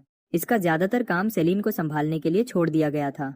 2 दिन पहले मैंने उसकी आंखों के नीचे काले घेरे देखे थे। मेरे पास कोई और रास्ता नहीं है, मुझे आगे बढ़कर अपनी जिम्मेदारियां लेनी होंगी, क्योंकि मैं ही सबका बॉस हूँ। मास्टर जी गाड़ी को मुझे ले जाते हुए देखते हैं और अंदर ही अंदर एक लंबी धीमी सांस छोड़ते हैं। उसकी आंखों ने इतने लोगों को पढ़ा है जितने वह गिन नहीं सकते, और इस लड़के में उन्हें एक ऐसा इंसान दिखता है जो हर तरफ से ठीक है, कभी कोई गलती नहीं करता, इतना परफेक्ट कि कोई कमी नहीं मिलती। लेकिन कभी कभी ज्यादा परफेक्ट होना ही एक ऐसी कमी है जिसे बताना मुश्किल है। नाडिया को ही ले लो, ऊपर से तो वह बहुत अच्छी और सुलझी हुई लगती है, लेकिन अंदर से वह बहुत जिद्दी और पागल है। जब तुम उन्हें जान जाते हो तो समझ आता है कि ये सब कहाँ से आता है। हार्विक फैमिली, उनके तीनों बच्चे, हर एक दूसरे से ज्यादा अलग। मास्टर जी को हमेशा एड्रियन की चिंता रहती थी कि उसके अंदर की कमी बढ़ती जाएगी और आखिर में उसे ऐसी जगह ले जाएगी जहां से वापस आना मुश्किल होगा। लेकिन अच्छी बात यह है कि ऐसा होने से पहले उसे लिंडन फैमिली मिल गई। अच्छे लोग, सच्चे लोग। इस तरह की गर्माहट से मास्टर जी को लगता है कि लड़का बदल जाएगा, कि वह दुनिया को पहले से थोड़ा ज्यादा प्यार करने लगेगा। स्टूडियो में लायरा ने अपनी पुराने जमाने की ड्रेस पहन ली है, बाल और मेकअप हो चुका है। वह चुपचाप एक तरफ बैठी अपनी सीन्स का इंतजार कर रही है। आज के स्केड्यूल में 2 फाइट सीन्स हैं। ये तलवारबाजी नहीं है, बल्कि ऐसे सीन्स हैं जहां उसे कहानी के लिए सच में मार पड़ेगी। वह अपने हाथ में स्क्रिप्ट देखती है और एक धीमी सांस छोड़ती है। अगर उसे चोट के निशान दिखे तो हेलेन आज रात उन्हें देखते ही बहुत परेशान हो जाएगी। लायरा, कोई आवाज देता है। जानी पहचानी आवाज सुनकर लायरा थोड़ा हैरान होकर ऊपर देखती है। वहाँ रिको है। उसके छोटे बालों से एनर्जी निकल रही है, हाथ में 2 गरम दूध वाली चाय के कप। लायरा अपनी आंखों की उदासी छुपा लेती है और उसकी जगह एक प्यारी मुस्कान आ जाती है। रिको, तुम यहाँ क्या कर रहे हो? रिको अपने आम कॉन्फिडेंस के साथ जवाब देता है, मेरी वाइन शॉप बिल्कुल पास में है। मैंने तुम्हें आज इस जगह में जाते हुए देखा था, सोचा तुम यहाँ शूटिंग कर रही होगी, सोचा मैं भी मिलने आ जाऊं। भले ही वह लायरा से सिर्फ 2 बार मिला है, उसमें जरा भी झिझक नहीं है। वह मुस्कुराते हुए एक कप आगे बढ़ाता है। ये मैं खस तुम्हारे लिए लाया हूँ, क्या इससे अंदर आने की परमिशन मिल जाएगी? लायरा धीरे से हंसते हुए कप ले लेती है। अगर तुम रुक कर देखना चाहते हो तो ठीक है, लेकिन एक बात बता दूं, आज मेरे सीन्स अच्छे नहीं हैं, ज्यादातर टाइम मुझे ही मार पड़ेगी। रिको उसे पूरी खुले दिल से देखता है, उसकी आंखों में ऐसी मुस्कान है जिसे वह छुपा नहीं रहा। कोई बात नहीं, तुम इतनी खूबसूरत हो, मार खाते हुए भी तुम हमेशा अच्छी लगोगी। उसकी वह सीधी नजर लायरा को शर्माकर नजरें हटाने पर मजबूर कर देती है। वह एक मजबूर मुस्कान के साथ अपनी नजरें नीचे कर लेती है और उस बात का जवाब नहीं देती। डायरेक्टर की आवाज सेट पर गूंजती है, सब अपनी जगह पर। अगला सीन अभी शुरू हो रहा है। रिको सेट के पास एक सीट पर बैठ जाता है, अपनी दूध वाली चाय पीता है और लायरा को ऐसे देखता है जैसे उसका पूरा चेहरा ही मुस्कान हो। लेकिन वह मुस्कान ज्यादा देर तक नहीं रहती। लायरा तीसरी फीमेल लीड का रोल कर रही है, वह जिसे सिर्फ तकलीफ झेलने के लिए बनाया गया है। मेल लीड उसे हर तरह की तकलीफ देता है और वह सिर्फ वफादारी दिखाती है। वह फीमेल राइवल से मार भी खाती है बिना जवाब दिए, और जो लकड़ी के डंडे उस पर पड़ रहे हैं वह पक्की लकड़ी के हैं। रिको की भौहें गुस्से से सिकुड़ जाती हैं। वह तुरंत अपनी सीट से उठ खड़ा होता है। ये कैसी शूटिंग है? ये एक शॉर्ट ड्रामा है, असली लड़ाई नहीं। लायरा को पहले ही मार पड़ चुकी है। वह सीन के बीच में रुकने को कहने की हिम्मत नहीं करती। अगर वह दोबारा शूट करेंगे तो उसे यह सब फिर से करना पड़ेगा। रिको बहुत गुस्से में है। वह जल्दी से एक वीडियो बनाता है और मुझे भेज देता है। उसे याद है कि इस कंपनी में मेरा भी हिस्सा है। भले ही लायरा के साथ मेरा रिश्ता अभी गहरा नहीं है, वह जानता है कि मैं अपने परिवार को चोट पहुंचते हुए नहीं देख सकता। मैं अभी ऑफिस से बाहर निकला ही था, रिको को लंच के लिए ढूंढने जा रहा था। मैं पूछने ही वाला था कि वह वाइन शॉप पर है या नहीं, और मेरे मैसेज भेजते ही उसका मैसेज पहले आ गया। एड्रियन, ये देखो, अभी ये शूटिंग नहीं है, कोई तुम्हारी बहन को परेशान कर रहा है। वह देखता है कि किसी के हाथ में डंडा है जो उसके घुटने पर जोर से पड़ने वाला है। रिको का दिल रुक जाता है। वह सोचता नहीं, वह बस आगे बढ़ता है, झपट कर डंडे को दोनों हाथों से पकड़ लेता है। वह उस इंसान को गुस्से से घूरता है। ये शूटिंग है या हमला? डायरेक्टर देखता है कि कोई ऐसा इंसान जिसे सेट पर नहीं होना चाहिए था, वह सीन में घुस आता है और गुस्से से फट पड़ता है। हम सीन के बीच में हैं, किसने एक बाहर वाले को यहाँ आने दिया? रिको रेजिना के हाथों से डंडा छीन लेता है और उसे जमीन पर फेंक देता है। चलो देखते हैं कि ये कैसी शूटिंग है। पक्की लकड़ी के जमीन पर गिरने की भारी आवाज से डायरेक्टर एकदम से रुक जाता है। वह दौड़कर उसके पास जाता है और उसे उठाकर देखता है। फिर वह पलटकर क्रू पर चिल्लाता है, प्रॉप्स टीम क्या कर रही है? इस सेट पर पक्की लकड़ी का डंडा क्यों है? क्रू वाले जम जाते हैं, उनमें से कोई आवाज नहीं निकलता। रेजिना लापरवाही से कंधे उचकाती है। डायरेक्टर, क्या एक्टिंग का मतलब असलियत दिखाना नहीं होता? यह भले ही एक शॉर्ट ड्रामा हो, लेकिन इसमें बहुत पैसा लगा है। क्या आप इस प्रोजेक्ट पर भरोसा नहीं कर रहे हैं कि इससे आपका नाम बनेगा और आप बड़े प्रोजेक्ट्स में काम कर पाएंगे? डायरेक्टर अपने होंठ भींच लेता है। उसे जवाब देने के लिए कुछ नहीं मिलता, और यह इसलिए नहीं कि उसे अपनी इज्जत की बहुत परवाह है। बात यह है कि रेजिना के ऐसे कनेक्शन हैं जिन्हें वह छू नहीं सकता। तीसरी पीढ़ी का पैसा। एक खूबसूरत चेहरे वाली डैडीज गर्ल जो शॉर्ट ड्रामास को बड़े पर्दे पर जाने के लिए सीढ़ी की तरह इस्तेमाल कर रही है। यह एक छोटा काम है। अगर रेजिना को नाराज किया तो वह सिर्फ बड़े प्रोजेक्ट्स का मौका ही नहीं खो देंगे, वह शॉर्ट ड्रामा की दुनिया से पूरी तरह खत्म हो जाएंगे। हवा में बदलाव महसूस करते हुए मेल लीड डोरियन पास आता है। उसकी आंखें हल्की लाल हैं शायद वह अभी तक अपने कैरेक्टर से पूरी तरह बाहर नहीं आया है, लेकिन वह रेजिना को गुस्से से देखता है। तुमने पिछले हफ्ते लायरा को थप्पड़ मारा था, इस हफ्ते तुमने पक्की लकड़ी के डंडे इस्तेमाल किए।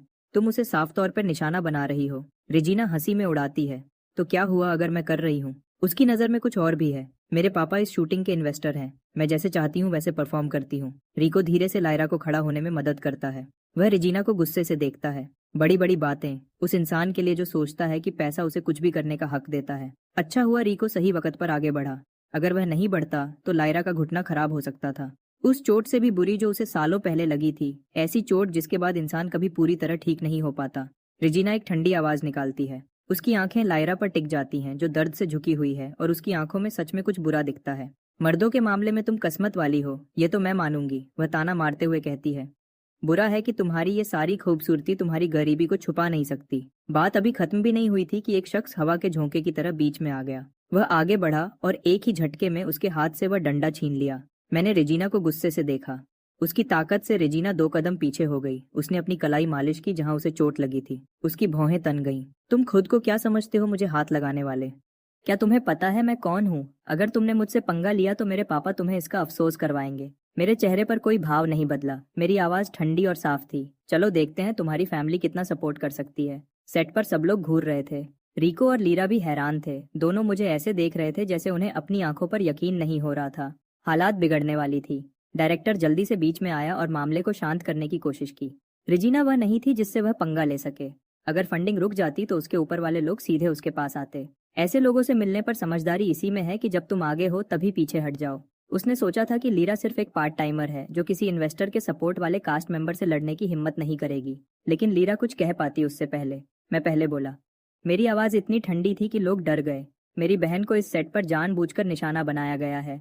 अगर मुझे जवाब नहीं मिले तो तुम्हारा डायरेक्टर का करियर खत्म है। उसे नहीं पता था मैं कौन हूँ, लेकिन मेरी मौजूदगी के दबाव से उसे पसीना आ रहा था। वह सोचता है, इस बार मैंने गलती से किस बड़े आदमी को नाराज कर दिया। उसने एक अजीब सी माफी वाली मुस्कान दी और अपनी आवाज को नरम करते हुए बोला, सर प्लीज नाराज मत होइए। यह लड़की मॉर्निंग विंड मैगजीन के मिस्टर फैंग की बेटी है। उसकी फैमिली इस प्रोडक्शन को सपोर्ट कर रही है। हम बीच में फंसे हुए हैं। कैसा रहेगा अगर हम पहले लीरा को हॉस्पिटल ले जाएं? सारा मेडिकल खर्चा प्रोडक्शन उठाएगी। Morning wind magazine.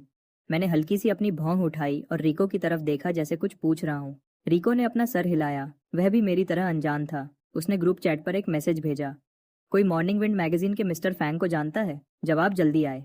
कुछ लोगों ने हल्का फुल्का सुना था, लेकिन किसी ने ज्यादा ध्यान नहीं दिया था। बाकियों ने तो बिल्कुल भी नहीं सुना था। अच्छा, कोई उन्हें नहीं जानता, मतलब वह ज्यादा खास नहीं है। रिको ने फिर से मेरी तरफ देखकर सर हिलाया। मैंने अपना फोन निकाला और सीधे मिस्टर चेन को फोन किया। उसने तुरंत फोन उठाया। मुझे फालतू बातों का वक्त नहीं था। मेरी बहन को प्रोडक्शन के सपोर्ट करने वाले निशाना बना रहे हैं। मुझे मिस्टर फेंग का नंबर भेजो अभी। उसके कुछ और कहने से पहले मैंने फोन काट दिया। मैंने डायरेक्टर की हैरान नजरों से नजरें मिलाई। मुझे अपना परिचय ठीक से देने दो। मैं एड्रियन हूँ, युनलन पिक्चर्स का सबसे बड़ा हिस्सेदार, और लीरा मेरी बहन है। डायरेक्टर की आंखें बड़ी हो गईं, फिर उसके पैरों ने जवाब दे दिया। वह धूप से जमीन पर बैठ गया। यह नौजवान, यही वह मालिक है जिसके बारे में सब बात करते हैं। फिल्मिंग शुरू होने से पहले उसने एक अफवाह सुनी थी। युनलन के सबसे बड़े हिस्सेदार की बहन कास्ट में शामिल हुई थी, लेकिन क्रू लिस्ट में कोई ऐसा नाम नहीं मिला जो मैच करता हो। उसने सोचा यह सिर्फ पीछे की बातें हैं। उसने कभी सोचा भी नहीं था कि मालिक का आखिरी नाम लिंडन होगा। रेजिना को अभी भी इस बात की गहराई समझ नहीं आई थी। उसने अपना सर ऊंचा रखा और उसकी आवाज में चुनौती थी। तो क्या हुआ अगर तुम युनलन पिक्चर्स के हिस्सेदार हो? ये प्रोडक्शन मेरी फैमिली ने फंड किया है। इस प्रोडक्शन में मेरी फैमिली की चलती है। युनलन तो सिर्फ किराए पर रखे लोग हैं। वह घिरने पर भी पीछे हटने को तैयार नहीं थी। मैंने डंडे को बिना देखे एक तरफ फेंक दिया। एक ठंडी मुस्कान। मैं उसकी तरफ एक एक कदम बढ़ा और उसके दबाव से वह पीछे हटती रही। मैं इसे संभाल लूंगा। मैं मुड़ा और लीरा के पास गया। रिको इस बात को इतनी आसानी से छोड़ने वाला नहीं था। लीरा हमेशा उसके साथ नरम और ख्याल रखने वाली रही है। ऐसी इंसान जो अपने आसपास के लोगों का ख्याल रखती है। अब उसे बिना वजह चोट लगी है और वह पीछे हटने वाला नहीं था। दोनों तरफ ऐसे लोग थे जिससे वह पंगा नहीं ले सकता था। डायरेक्टर एक फर्नीचर की तरह वहां खड़ा था, सांस लेने की भी हिम्मत नहीं कर रहा था। मैंने उसे ठंडी नजरों से देखा। एक कुर्सी ले आओ। डायरेक्टर ने जल्दी से सर झुकाया और हाँ में सर हिलाया। वह दौड़ कर गया और अपनी डायरेक्टर की कुर्सी ले आया, जो सेट पर सबसे आरामदायक थी। मैंने लीरा को आराम से उस पर बैठने में मदद की। उसने अपने भाई की तरफ देखा, पक्के इरादे से, बिना किसी झिझक के। उसके शरीर में अभी भी दर्द था, लेकिन उसके सीने में कुछ गर्म सा फैल रहा था। उसने उसे पहले कभी ऐसे अपना आपा खोते नहीं देखा था। यह बात कि उसने सिर्फ उसके लिए इतनी हिम्मत दिखाई उसे वह बात बता गई जिसके बारे में वह अब तक पक्की नहीं थी। वह उसकी परवाह करता है। मिस्टर चैन का काम करने का तरीका पहले की तरह तेज था। नंबर मेरे फोन पर तुरंत आ गया। एक तरफ उसका बॉस था, दूसरी तरफ पैसा। डायरेक्टर उनके बीच फंसा हुआ था और मुंह खोलने की हिम्मत नहीं कर रहा था। चुपचाप अपनी जेब से नुकसान भरने के लिए तैयार हो गया। जैसे ही नंबर आया मैंने डायल किया। घंटी बजती रही और बजती रही जब तक सिस्टम ने उसे खुद ही काट नहीं दिया। मैंने फिर से फोन किया, सब्र से, लेकिन फिर भी कुछ नहीं। ठीक है, फोन नहीं उठा रहे।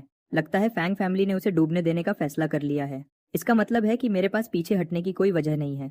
रिको, पक्का करना कि वह यह याद रखे।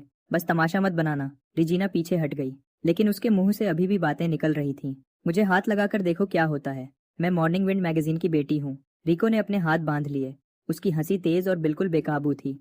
एक छोटे से मैगजीन की बेटी खुद को बड़ा समझ रही है तो मैं क्या हुआ, आसमान का राजा? तुम तो कुएं के मेंढक हो। फैंग फैमिली के पास आमतौर पर पैसा है और रेजिना बिल्कुल वैसी ही दिमाग से खाली तीसरी पीढ़ी की वारिस है जो इसके साथ आती है। लेकिन असली बड़े लोगों के सर्कल्स में मॉर्निंग विंड मैगजीन कुछ भी नहीं है। एलीट लोगों के पास भी नहीं आती। अगर रेजिना आज ब्लैकलिस्ट भी हो जाती है तो मॉर्निंग विंड मैगजीन पे कोई फर्क नहीं पड़ेगा। एड्रियन, शायद हमें यह बात छोड़ देनी चाहिए। लीरा देखती है कि रिको और मैं इस बात को लेकर गंभीर लग रहे हैं। उसने मुझे चिंता भरी नजरों से देखा। डर रही थी कि अगर यह बात ज्यादा बढ़ गई तो कोई साफ रास्ता नहीं मिलेगा। मैंने अपना सर हल्का सा झुकाया और एक भौं उठाई।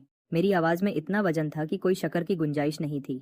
रेजिना, अभी आओ और मेरी बहन से माफी मांगो और आज की बात खत्म। मेरा कभी भी हाथ उठाने का इरादा नहीं था। रिको समझ गया। हम कानून मानने वाले बिजनेस लोग हैं। हम तो बस अपनी बात रख रहे थे। रेजिना बचपन से ही बिगड़ी हुई थी। उसने कभी भी ऐसे अपनी इज्जत को नीचे नहीं गिराया था। एक पब्लिक माफी, ऐसी बेइज्जती वह बिल्कुल भी मंजूर नहीं कर सकती थी। तो ठीक है, मुझे ब्लैकलिस्ट कर दो।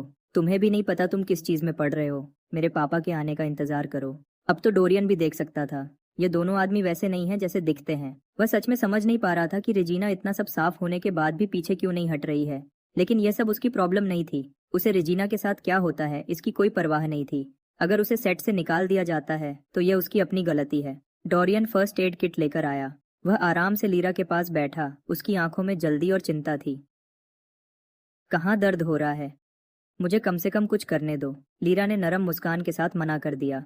मैंने रेजिना की तरफ देखा। वह अभी भी गुस्से में थी। फिर डोरियन की तरफ, जो एक उत्सुक जेंटलमैन बन रहा था। पूरी तस्वीर मेरे दिमाग में बन गई। मुझे इस तरह के नाटकीय लव ट्रायंगल में बिल्कुल भी दिलचस्पी नहीं है। जो मैं जानता हूँ वह यह है कि मेरी बहन को चोट लगी है और यह वह बात नहीं है जिसे मैं आसानी से छोड़ दूं। क्योंकि रेजिना ठीक से माफी नहीं मांगेगी। मेरे पास उसे ऐसा करवाने के लिए बहुत तरीके हैं। मिस्टर फैंग फोन नहीं उठाएंगे तो मैं उन्हें रोते हुए मुझे वापस फोन करवाऊंगा। मैंने अपना फोन निकाला, कुछ लोगों से बात की और बिल्कुल वही कहा जो कहना था। ज्यादा कुछ नहीं। मेरे फोन रखने के 1 मिनट से भी कम समय में मिस्टर फैंग का नंबर मेरी स्क्रीन पर दिखा। मैंने बिना किसी झिझक के उसे स्पीकर पर डाल दिया। मिस्टर फैंग की आवाज खुशामद और घबराहट से भरी हुई थी। मिस्टर लिंडन, मेरी बहुत गहरी माफी।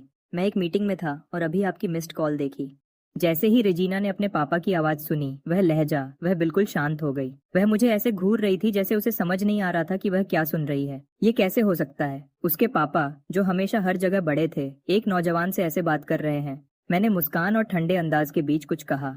कोई बात नहीं, लेकिन अगर आपने फोन उठाने में और देर की होती तो शायद आपके पास ज्यादा मीटिंग्स बचती ही नहीं। रेजिना तुरंत अपनी आवाज ऊंची करती है। पापा, यह इंसान मुझे परेशान कर रहा है। उसे पूरा यकीन था कि यह इंसान कोई भी हो, उसके पापा उसका ही साथ देंगे।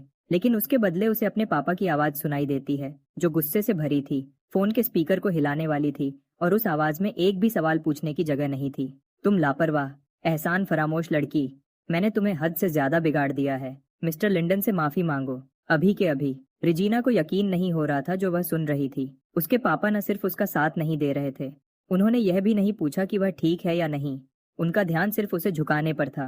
यह आदमी, जिसने उस पर कभी आवाज ऊंची नहीं की, जिसने उसे हर डिजाइनर बैग दिलाया जो उसने पसंद किया, वह एक अनजान आदमी के लिए उस पर चिल्ला रहा था। जब कोई जवाब नहीं आया तो मिस्टर फैंग ने अपना गुस्सा दबाया और दांत पीसकर चेतावनी दी।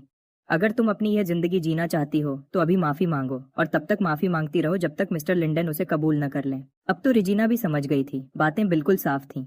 यह नौजवान जो उसके सामने खड़ा है, उसके पास इतनी ताकत है कि वह उसके परिवार का सब कुछ खत्म कर सकता है। अगर वह आज उसकी माफी के बिना चली गई तो फैंग परिवार शायद एक हफ्ते भी न टिक पाए। यह बेइज्जती लगभग दम घोंट रही थी, लेकिन जैसे ही उसने पैसे और सुविधाओं के बिना जिंदगी सोची तो अपना घमंड छोड़ना अचानक इतना मुश्किल नहीं लगा। उसने एक गहरी सांस ली, लायरा के पास गई, अपना सर झुकाया और ऐसा चेहरा बनाया जैसे कुछ छुपा रही हो। मुझे माफ कर दो, मैंने जो किया वह गलत था। कृपया बड़ा दिल रखो और मुझे माफ कर दो। बातें मुश्किल से सरगोशी से थोड़ी ऊंची निकली। लायरा ने हर बात बिल्कुल साफ सुनी, लेकिन वह ऐसी इंसान नहीं थी जो किसी को बिल्कुल हद तक धकेलना चाहती हो। वह अभी कहने ही वाली थी कि ठीक है, तभी मेरा हाथ उसके कंधे पर पड़ा। मैं साफ तौर पर खलुश नहीं था। मेरी आवाज बिल्कुल वैसी ही थी जैसी हमेशा रहती है, साफ और ठंडी। वह सारा एटीट्यूड कहाँ गया? अचानक तुम चुप हो गई हो। मेरी सुनने की शक्ति इतनी अच्छी नहीं है। मैंने सुना नहीं। रेजिना का चेहरा गहरा लाल हो गया। उसने लंबे समय तक अपने दांत पीसे, फिर फैसला किया कि अब उसे अपनी इज्जत की परवाह नहीं है। उसने अपनी आवाज ऊंची की और फिर से जोर से और साफ कहा, मुझे माफ कर दो, मैं जानती हूँ मैं गलत थी। कृपया मुझे माफ कर दो। मेरे होंठों पर हल्की सी मुस्कान आई। और तुमने बिल्कुल क्या गलत किया था? उसने अपनी मुट्ठियां भींच ली और जवाब दिया, मुझे बिना इजाजत के प्रॉप्स नहीं बदलने चाहिए थे और फिल्मिंग जारी नहीं रखनी चाहिए थी। मैं जानबूझकर तुम्हारे लिए मुश्किलें पैदा कर रही थी।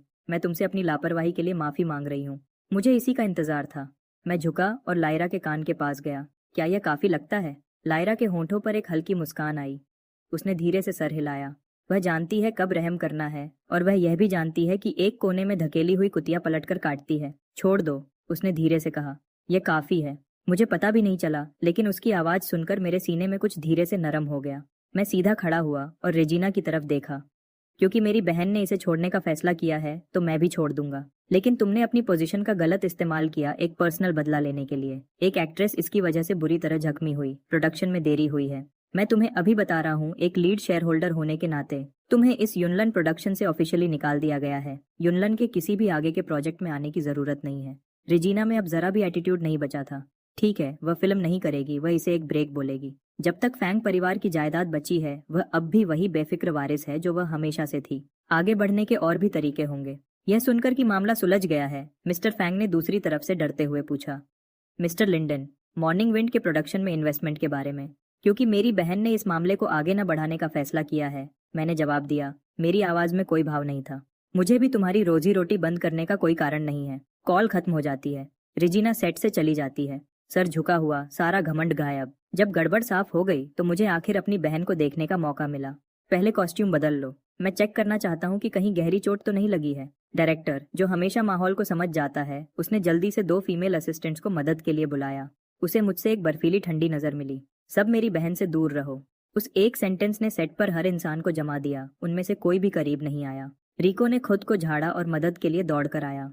हम दोनों लायरा के दोनों तरफ खड़े हो गए और उसे मेकअप रूम की तरफ ले गए।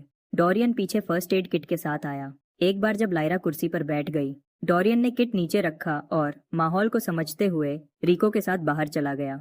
मैंने मेकअप रूम का दरवाजा बंद किया। लायरा को उसके लेयर्ड पीरियड कॉस्ट्यूम से बाहर निकालने में मदद की, सिर्फ बाहर वाला चोगा।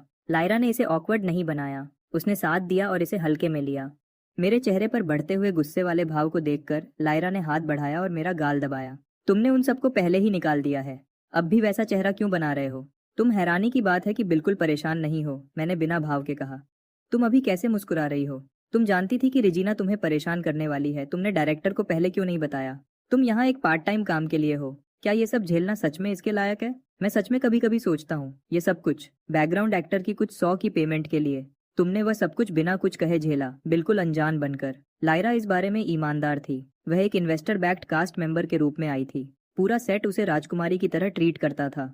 मैं उस बात को छेड़ना नहीं चाहती थी। मुझे डर था कि इससे तुम्हारे लिए मुश्किल हो जाएगी। उसे कोई अंदाजा नहीं था कि मैं क्या संभाल रहा था। अगर आज ऐसा नहीं होता जैसा हुआ, तो उसे अब भी पता नहीं चलता कि मैं पर्दे के पीछे का मालिक था। अगर मैंने उसे धकेला होता और उसने तुम्हारे बिजनेस पर गुस्सा निकाला होता, तुमने जिस चीज के लिए मेहनत की है, तो वह कहीं ज्यादा बुरा होता। मैंने अपनी नाक की नोक को छुआ, थोड़ा हैरान था। ये मेरी गलती है। मुझे परिवार के साथ और खुलकर बात करनी चाहिए थी। मैंने कभी उन कंपनीज का जिक्र नहीं किया जिनमें मैं शामिल हूँ, कभी अपने कनेक्शंस के बारे में बात नहीं की। एक छोटा सा रुकाव। फिर भी तुम वहां खड़ी होकर यह सब नहीं सहती। सबसे बुरा यह होता कि तुम शो नहीं करती, लायरा ने ध्यान से समझाया। मैंने सुना है कि इस प्रोडक्शन की काफी डिमांड है। मैं इसे एक मौके के रूप में इस्तेमाल करना चाहती थी ताकि कुछ एक्सपीरियंस बना सकूं, शॉर्ट ड्रामा की दुनिया में अपना चेहरा पहचानवा सकूं। भले ही मैं लंबे समय तक एंटरटेनमेंट इंडस्ट्री में न रहूं, मैं और तरीके चाहती हूं पैसे कमाने के। मैंने रेट्स देखे थे। नॉर्मल पार्ट टाइम काम में एक दिन के कुछ 100 मिलते हैं, लेकिन अगर तुम्हारा नाम हो तो ये हजारों में गिना जाता है। मैं रातों रात मशहूर होने की उम्मीद नहीं कर रही हूँ। मैं बस अपनी वैल्यू धीरे धीरे बढ़ाना चाहती हूँ। और पैसे बचाना, परिवार पर से थोड़ा बोझ कम करना और जो मेहनत तुमने मेरे साथ उस ऑडिशन में आने में की उसे कुछ के लायक बनाना। इस बात पर मुझसे एक लंबी बेचारी सी सांस निकली। मैं एक कुर्सी खींचकर उसके बगल में बैठ गया। मैंने उसकी आंखों में देखा। पैसा वह चीज नहीं है जिसके लिए तुम अपने शरीर का सौदा करो। तुम्हें चीजों को ठीक से रखना होगा। तुम्हारी पहली प्रायोरिटी यूनिवर्सिटी है। साइड का काम सिर्फ एक्सपीरियंस के लिए है। सिर्फ वही काम है जिसमें सब कुछ लगाना चाहिए जो तुम्हें सच में पसंद हो। जब मैं इन्वेस्टमेंट के जरिए सीख रहा था, पैसे जीतना या हारना मुझे परवाह नहीं थी, इसलिए मैं छोटे वेंचर्स में कभी दखल नहीं देता। लेकिन कोर कंपनी अलग है। वह नींव है जो मैंने ध्यान से बनाई है, जिसमें असली लोगों और असली मेहनत लगी है। वही मेरी असली महत्वाकांक्षा रहती है। तुम छोटे कम समय के फायदों के चक्कर में नहीं पड़ सकती। छोटी सोच तुम्हें एक छोटे दायरे में बंद रखती है और एक बार जब तुम उसमें आ जाती हो तो आगे बढ़ना लगभग नामुमकिन हो जाता है। लायरा कुछ देर तक उन बातों के साथ बैठी रही, उन्हें ध्यान से सोचती रही। उसके होंठों के कोने पर एक हल्की मुस्कान आई। ध्यान रहेगा, सबका मिल गया। मैंने आज तुम्हें कितनी परेशानी दी और तुम इतनी दूर से सिर्फ मेरा साथ देने आए। मेरी आंखों में कुछ चमका। मेरे होंठ आपस में दब गए। थोड़ा बेचैन था। मैं समझ ही नहीं पा रहा था कि मैं क्या महसूस कर रहा था। मैं बस इतना जानता हूँ कि जैसे ही रिको का मैसेज आया, मेरे अंदर कुछ शांत नहीं हो रहा था और मैं आ गया। जब मैंने सुना उसने क्या कहा, वह गंदी बातें, मेरा दिमाग गर्म हो गया। मैं लगभग हाथ बढ़ा ही चुका था। मैं पहले ऐसा नहीं था, लेकिन किसी को अपनी बहन के पीछे पड़ते देखकर मैं खुद को रोक नहीं पाया। लायरा के चेहरे पर मुस्कान फैल गई। उसका भाई बाहर से सख्त, अंदर से नरम, उसकी नजरों में सबसे प्यारी चीज थी जो उसने देखी थी। वह समझती है कि उसने बहुत कुछ झेला है। इस तरह का सीधा साधा पारिवारिक प्यार, यह अभी भी उसके लिए नया है। तो जब वह उसे बचाने और उसकी परवाह करने के लिए अपनी इंस्टिंक्ट पर काम करता है तो हमेशा एक अजीब सी अकड़न रहती है, जैसे उसे पता ही न हो कि इसे कैसे संभाले। वह उसे धकेलना नहीं चाहती थी। उसने आसानी से बात बदल दी। तुमने मिस्टर फैंग को इतनी जल्दी कैसे झुका दिया? मैंने ऐसे जवाब दिया जैसे कुछ खास न हो। तुम उसकी फंडिंग पाइपलाइन पकड़ लो, बस इतना ही काफी है, जैसे ये कोई भी लंच से पहले कर सकता हो। मैंने उसकी चोटों पर एंटीसेप्टिक स्वाब लगाया और बिना ज्यादा झंझट के समझाया। बिजनेस आखिर में अदला बदली के फायदों का एक सिस्टम है। हर सेक्टर में पैसा एक दूसरे से जुड़ा हुआ है, हर एक दूसरे को कंट्रोल करता है। मेरी पहुंच हर कोने तक नहीं है, लेकिन यह मुझे जाल बुनने से नहीं रोकता। जब आम लोग मुश्किल में पड़ते हैं तो वह महीनों तक इधर उधर भीख मांगते हैं, तोहफों पर पैसे खर्च करते हैं और फिर भी किसी और की दया पर रहते हैं। जिन सर्कल्स में मैं घूमता हूँ, ज्यादातर समय एक फोन कॉल काफी होती है, इसलिए कनेक्शंस बनाना मेरे लिए हमेशा जरूरी रहा है। अगर मैं किसी खास जगह में किसी को नहीं जानता तो मुझे एक बड़ा जाल फेंकने और उभरते हुए प्लेयर्स में इन्वेस्ट करने में कोई दिक्कत नहीं होती। कुछ ऐसे लोग तैयार करना जिन्हें मैं जरूरत पड़ने पर बुला सकूं। मैं 17 साल का हूँ। मैं 10 साल चीजें ठीक करने में लगाने को तैयार हूँ। जब तक मैं 27 साल का होकर अपनी सबसे अच्छी पोजीशन पर पहुंचूंगा, मेरी हर वो कनेक्शन मेरी सबसे तेज तलवार होगी। तुम जैसे भी हिसाब लगा लो, यह इन्वेस्टमेंट कभी नुकसान नहीं देगी। मैं अचानक पूछता हूँ, क्या तुम्हें सच में एक्टिंग पसंद है? मुझे सच सच बताओ, क्या थी? पूरी स्क्रिप्ट में बस तुम्हारे कैरेक्टर को अलग अलग तरीकों से तकलीफ दी जा रही है और फिर रेजिना इसका फायदा उठाकर अपना पर्सनल बदला ले रही है। इसको एंजॉय करने के लिए तो तुम्हें पागल होना पड़ेगा। मुझसे हंसी निकल जाती है, मैं रोक नहीं पाता। मेकअप रूम के दरवाजे के बाहर रिको दीवार से टिका हुआ है, अपने कप में टैपियोका पर्ल्स पी रहा है। वह अंदर उन दोनों की बातें सुनता है और उसके चेहरे से मुस्कुराहट जा नहीं रही। हे भगवान, एड्रियन को वहां गुस्सा होते देखना कमाल था। उसके बगल में डोरियन बहुत परेशान लग रहा है और उसे बिल्कुल समझ नहीं आ रहा कि रिको को इस सब में क्या अच्छा लग रहा है। लीरा ने इतना सब सहा और यह बंदा अपनी मिल्क टी के साथ सब कुछ आराम से ले रहा है। मेकअप रूम का दरवाजा थोड़ा सा खुलता है और डोरियन उसकी तरफ बढ़ता है। इसके पूरा खुलने से पहले ही उसकी आंखें हल्की लाल हैं और चेहरे पर पछतावा साफ दिख रहा है। मुझे बहुत अफसोस है, आज मेरी गलती है। मैंने इसको ठीक से संभाला नहीं और तुम बिना किसी वजह के तकलीफ में आ गई। लायरा उसे पलक झपक कर देखती है, थोड़ी हैरान होकर। मैं आंखें घुमा लेता हूँ बिना छुपाए। ये मेल लीड, क्या ड्रामा इसके दिमाग में चढ़ गया है? इसे लगने लगा है कि यह रोमांटिक हीरो है। डोरियन अपना सर झुकाता है। उसके चेहरे पर शर्मिंदगी साफ दिख रही है। उसकी आंखों में एक ऐसी उदासी है जिसे वह छुपा नहीं पा रहा। रेजिना हमेशा मुझ पर ही ध्यान देती रही है। उसने हमारे बीच कुछ देखा होगा और उसकी जलन ने उसे ऐसा करने पर मजबूर किया।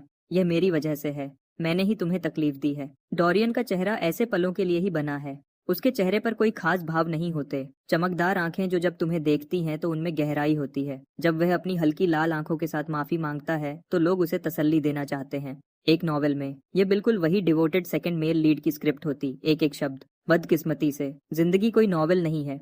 मैं ऐसी एक्टिंग पर यकीन नहीं करता और सच कहूं तो ऐसे कैरेक्टर मुझे थोड़ा बुरा फील कराते हैं। जरा सी बात पर आंखें लाल हो जाती हैं। माफी हमेशा तैयार रहती है, जैसे पूरी दुनिया उसकी कर्जदार हो। मैं बिना रहम किए बात काट देता हूँ। अपने आप को जितना तुम हो उससे ज्यादा जरूरी दिखाना बंद करो। मेरी बहन ने यह सब तुम्हारे लिए नहीं सहा। अगर मैं सब कुछ सीधे सीधे बताऊं तो ये असल में क्या था। रेजिना के जो भी रीजंस थे, लीरा वहां काम करने, अपना पैसा कमाने आई थी। बस यही बात थी। शुरू से आखिर तक ये बस किसी ने किसी और को तकलीफ दी, इससे ज्यादा कुछ नहीं था। डोरियन का इससे कोई लेना देना नहीं है। डोरियन अपना मुंह खोलता है, कुछ कहने के लिए बेचैन, डरा हुआ कि मैं उसके बारे में बुरा सोचकर चला जाऊंगा। मैं उसे मौका नहीं देता। मैं शुरू होने से पहले ही उसे बंद कर देता हूँ। रुको, ये सब रहने दो। मेरी बहन और तुम तो आम दोस्त भी नहीं हो। इसका तुमसे कोई लेना देना नहीं है। मुझे सच में समझ नहीं आता तुम इसमें क्यों घुस रहे हो। मेरी बहन वैसे भी इस सेट पर वापस नहीं आएगी। अगर तुम्हें बस अच्छा फील करने के लिए माफी चाहिए, ठीक है, मेरी बहन की तरफ से तुम्हें माफ किया। अब कृपया हमें परेशान करना बंद करो। डोरियन वहां पूरा हैरान खड़ा रह जाता है। एक साथ बहुत सारे एहसास उस पर हावी हो जाते हैं। उसके हाथ आपस में मुड़ जाते हैं। वह गले में रुकावट की वजह से एक शब्द भी नहीं बोल पाता। जो कुछ भी वह कहना चाहता था, मैंने उसे पूरी तरह बंद कर दिया है। उसकी सच में बुरी नीयत नहीं है। उसे बस अपने जमीर को लेकर बुरा लग रहा है। आखिर अगर रेजिना उसके खिलाफ न होती तो लीरा को यह सब बिना वजह नहीं सहना पड़ता। मेरी तेज बातों के उल्टा लीरा का स्वभाव हमेशा नरम और शरीफ कहता है। डोरियन को इतना परेशान देखकर वह नरम आवाज में बोलती है, बिना किसी तेज बात के। मेरा भाई सीधी बात करता है, कृपया इसको दिल पर मत लो। इसमें तुम्हारी कोई गलती नहीं है। जाओ अपना काम करो। यह जानते हुए भी कि डोरियन की नीयत अच्छी है, रिको इस एक्टिंग से तंग आ चुका है। वह अपनी मिल्क टी लीरा के हाथों में पकड़ा देता है। चलो वाइन शॉप चलते हैं और थोड़ी देर बैठते हैं। मैंने लंच का इंतजाम पहले ही करवा दिया है। हम तीनों एक दूसरे को देखते हैं और जाने के लिए मुड़ते हैं। डोरियन को वहां पूरा गुमसुम खड़ा छोड़कर डायरेक्टर लायरा को अपने आम कपड़ों में बाहर आते हुए देखता है और तुरंत उसकी तरफ दौड़ता है, चेहरे पर मुस्कुराहट लिए। लायरा, क्या तुम्हें अभी भी कहीं तकलीफ हो रही है? तुम्हारे जो भी मेडिकल खर्चे हों उन्हें फाइनेंस डिपार्टमेंट में दे देना। लायरा एक नरम सोच समझकर मुस्कुराहट बनाए रखती है। उसे पूरी तरह पता है कि वह यह सब क्यों कह रहा है। यह सब उसके भाई की वजह से है। मैं हल्के से उसका हाथ पकड़ता हूँ और अपनी आवाज धीमी करता हूँ। क्या तुम सच में इसकी शूटिंग जारी रखने का सोच रही हो? लायरा गंभीरता से सर हिलाती है। मैंने ये काम लिया है, मैं इसे पूरा करूंगी। इसे मेरी पहली प्रोडक्शन का एक अच्छा अंजाम समझ लो। मैं सर हिलाता हूँ। मैं इस जवाब की इज्जत करता हूँ। फिर मेरी नजर डायरेक्टर पर जाती है और माहौल तुरंत ठंडा हो जाता है। आज की घटना एक बड़ी प्रोडक्शन गलती थी। प्रॉप्स टीम पूरी तरह जिम्मेदार है। इसमें शामिल हर एक आदमी को बदल दो। अगर ऐसा कुछ फिर से हुआ तो तुम्हारा डायरेक्टर का काम खत्म। डायरेक्टर 3 उंगलियां उठाकर कसम खाता है। उसकी आवाज इतनी पक्की थी कि वह अपनी जुबान काटने ही वाला था। आपको मेरा वादा है, बिल्कुल पूरी तरह 100%। अब कभी नहीं होगा। हम तीनों सेट से साथ साथ बाहर निकलते हैं। हम आराम से चलते हुए जाते हैं रिको की वाइन शॉप की तरफ। शॉप का नाम अच्छा है, जगह भी ठीक ठाक बड़ी है, कुछ ज्यादा शानदार नहीं। अंदर दीवारों पर 6 टेम्परेचर कंट्रोल्ड वाइन कैबिनेट्स लगे हैं। पीछे एक रोजवुड का रिसेप्शन टेबल रखा है। टेबल पर पहले से ही खाना लगा हुआ है। रंग और सजावट, मैं इसे पहचान जाता हूँ। कैपिटल ग्रैंड होटल के खास पकवान। रिको लीरा को एक सीट पर बैठने को कहता है, पूरे जोश के साथ। वह अपनी ठोड़ी को दोनों हाथों पर रखता है और उसकी तरफ देखकर मुस्कुराता है। लायरा, तुम क्या पीना पसंद करोगी? मेरे पास ताजा अंगूर का जूस है, ठंडा तरबूज का जूस, गाढ़ा आम का जूस, ताजा संतरे का जूस और मीठा गन्ने का जूस। लायरा लिस्ट को पलक झपक कर देखती है। उसके होंठों पर मुस्कुराहट आ जाती है। यह जगह इतनी खूबसूरत सजी है, लेकिन मेन्यू नीचे वाली फ्रूट स्टॉल जैसा क्यों लग रहा है? रिको इतना मुस्कुराता है कि उसकी आंखें छिप जाती हैं। तुम जो भी चाहोगी मैं वह कर दूंगा। सब कुछ नेचुरल, सब कुछ ताजा निकाला हुआ। अगर लीरा को चोट न लगी होती और यह उसकी पहली बार यहाँ आना न होता तो वह इस मौके पर जरूर कोई बहुत महंगी बॉटल खोलता। क्योंकि लायरा बिजनेस की दुनिया में नहीं है, रिको और मैं चुपचाप शॉप के बारे में ही बात करने पर सहमत हो जाते हैं। खाना गरम, आसान और सच में मजेदार था। लायरा हैरानी से आसपास देखती है। क्या बिजनेस अच्छा चल रहा है? रिको घूंट भरता है और बताता है, सच कहूँ तो ये दोस्तों के सपोर्ट से चलता है, लेकिन मेरे पास कुछ अच्छे सोर्सिंग कनेक्शंस हैं। जब किसी को कुछ खास चाहिए होता है तो वह मेरे पास आते हैं। अगर सीधे सीधे कहूँ तो ये बिजनेस इस बात पे चलता है कि तुम किसे जानते हो। जब भी सर्कल में कोई दावत, सगाई करता है या किसी त्योहार के लिए तोहफे चाहिए होते हैं तो वह उसके पास आते हैं और कुछ केसेस घर ले जाते हैं। अमीर लोगों के सर्कल्स में वाइन की डिमांड बहुत ज्यादा है। शॉप की कमाई काफी अच्छी है, कम से कम एड्रियन के छोटे हॉट पॉट रेस्टोरेंट एक्सपेरिमेंट से तो अच्छी ही है। लायरा की हैरानी बढ़ती है। तुम्हारे पास सबसे महंगी बॉटल कौन सी है? रिको अपना सर झुकाता है और ध्यान से सोचता है। अभी जो सबसे महंगी बॉटल डिस्प्ले पर है वह $3,90,000 की है। अगर किसी को इससे भी ज्यादा महंगी चीज चाहिए होती है वह एडवांस देते हैं और मैं उसे बाहर से मंगवाता हूँ। एक बॉटल पर करोड़ों रुपए लगना, ये कोई अजीब बात नहीं है। लीरा की आंखें बड़ी हो जाती हैं। लिंडन फैमिली के सबसे अच्छे सालों में भी उसने इतनी महंगी वाइन कभी नहीं देखी थी, करोड़ों की तो दूर की बात है। मैं धीरे से हंसता हूँ। इन नंबर से डरो मत, हम तो असल में वही पीते हैं जो आसपास रखा होता है। मिलियन युआन की बॉटल्स इन्वेस्टमेंट होती हैं। कोई कितना भी अमीर क्यों ना हो, कोई भी ऐसी चीज सिर्फ डिनर के साथ पीने के लिए नहीं खोलता। लायरा कुछ सेकंड्स तक इस बात पर सोचती रहती है, फिर वह खुद को संभालती है और अपनी ही रिएक्शन पर हंसती है। एक अच्छे खाने के बाद मैं लारा को उठने में मदद करता हूँ और हम अलविदा कहते हैं। लायरा, आज रात मैं बी को मास्टर जी से मिलाने ले जा रहा हूँ, वहाँ कुछ बिजनेस कॉन्टैक्ट्स भी होंगे। मैं तुम्हें किसी अनकंफर्टेबल सिचुएशन में नहीं डालना चाहता। पहले मैं तुम्हें घर छोड़ देता हूँ आराम करने के लिए। हाँ, जरूर जाओ। लीरा ऐसी है जो हमेशा अपनी हद जानती है। मास्टर जी उसके भाई का कई पीढ़ियों से करीबी दोस्त है और वह गुरु भी है जिसने पहली बार बी को आर्ट की दुनिया दिखाई थी। लेकिन मास्टर जी जैसे बड़े आदमी के लिए तुम ऐसे ही नहीं चले जाते। पहले पूछते हो, देखते हो कि वह वेलकम करेंगे, फिर मिलने का पक्का करते हो। गाड़ी कॉम्प्लेक्स के बाहर आराम से रुकती है। मैं ध्यान से लीरा को सीढ़ियां चढ़ने में मदद करता हूँ। माँ और पापा को छोटों के बारे में कुछ मत बताना, लायरा कहती है। मैं नहीं चाहती कि वह बिना बात के परेशान हो। मैं सर हिलाता हूँ। समझ गया। तो आज रात नहाते वक्त ध्यान रखना, उन जख्मों को पानी से दूर रखना। मैं आज रात वापस आकर उन पर दोबारा पट्टी कर दूंगा। लायरा मेरे कंधे पर प्यार से थपकी देती है। उसकी गर्माहट धीरे से निकल रही थी। मैं उसे थोड़ी देर देखता हूँ। यह देखकर मैं थोड़ा हैरान हो जाता हूँ।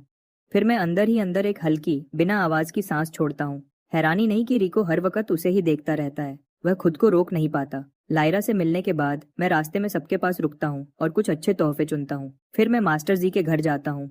वह लिविंग रूम में चुपचाप अपनी चाय पी रहे होते हैं। मैं वह सब कुछ रख देता हूँ जो मैं लाया था रोजवुड की टेबल पर। मास्टर जी ये देखकर हंसते हैं। अच्छा, तो तुम इस बूढ़े आदमी के लिए सच में कुछ लाए हो। मैं ऐसा मानता हूँ। मैं लेदर के सोफा पर बैठ जाता हूँ और समर के हाथ से गर्म चाय का कप ले लेता हूँ। मैं खाली हाथ नहीं आ सकता था और खाना की उम्मीद नहीं कर सकता था। मैंने कुछ अच्छे कॉर्डिसेप्स और फिश मॉ चुने हैं। घर की काम करने वाली से इनकी सूप बनवाकर नियमित रूप से पीना। और क्योंकि कल मिड ऑटम फेस्टिवल है, मैं इसके साथ मून केक्स का एक डब्बा लाया हूँ। अच्छे मून केक्स का नाम सुनते ही मास्टर जी की आंखें चमक उठती हैं। वह तुरंत आगे झुकते हैं।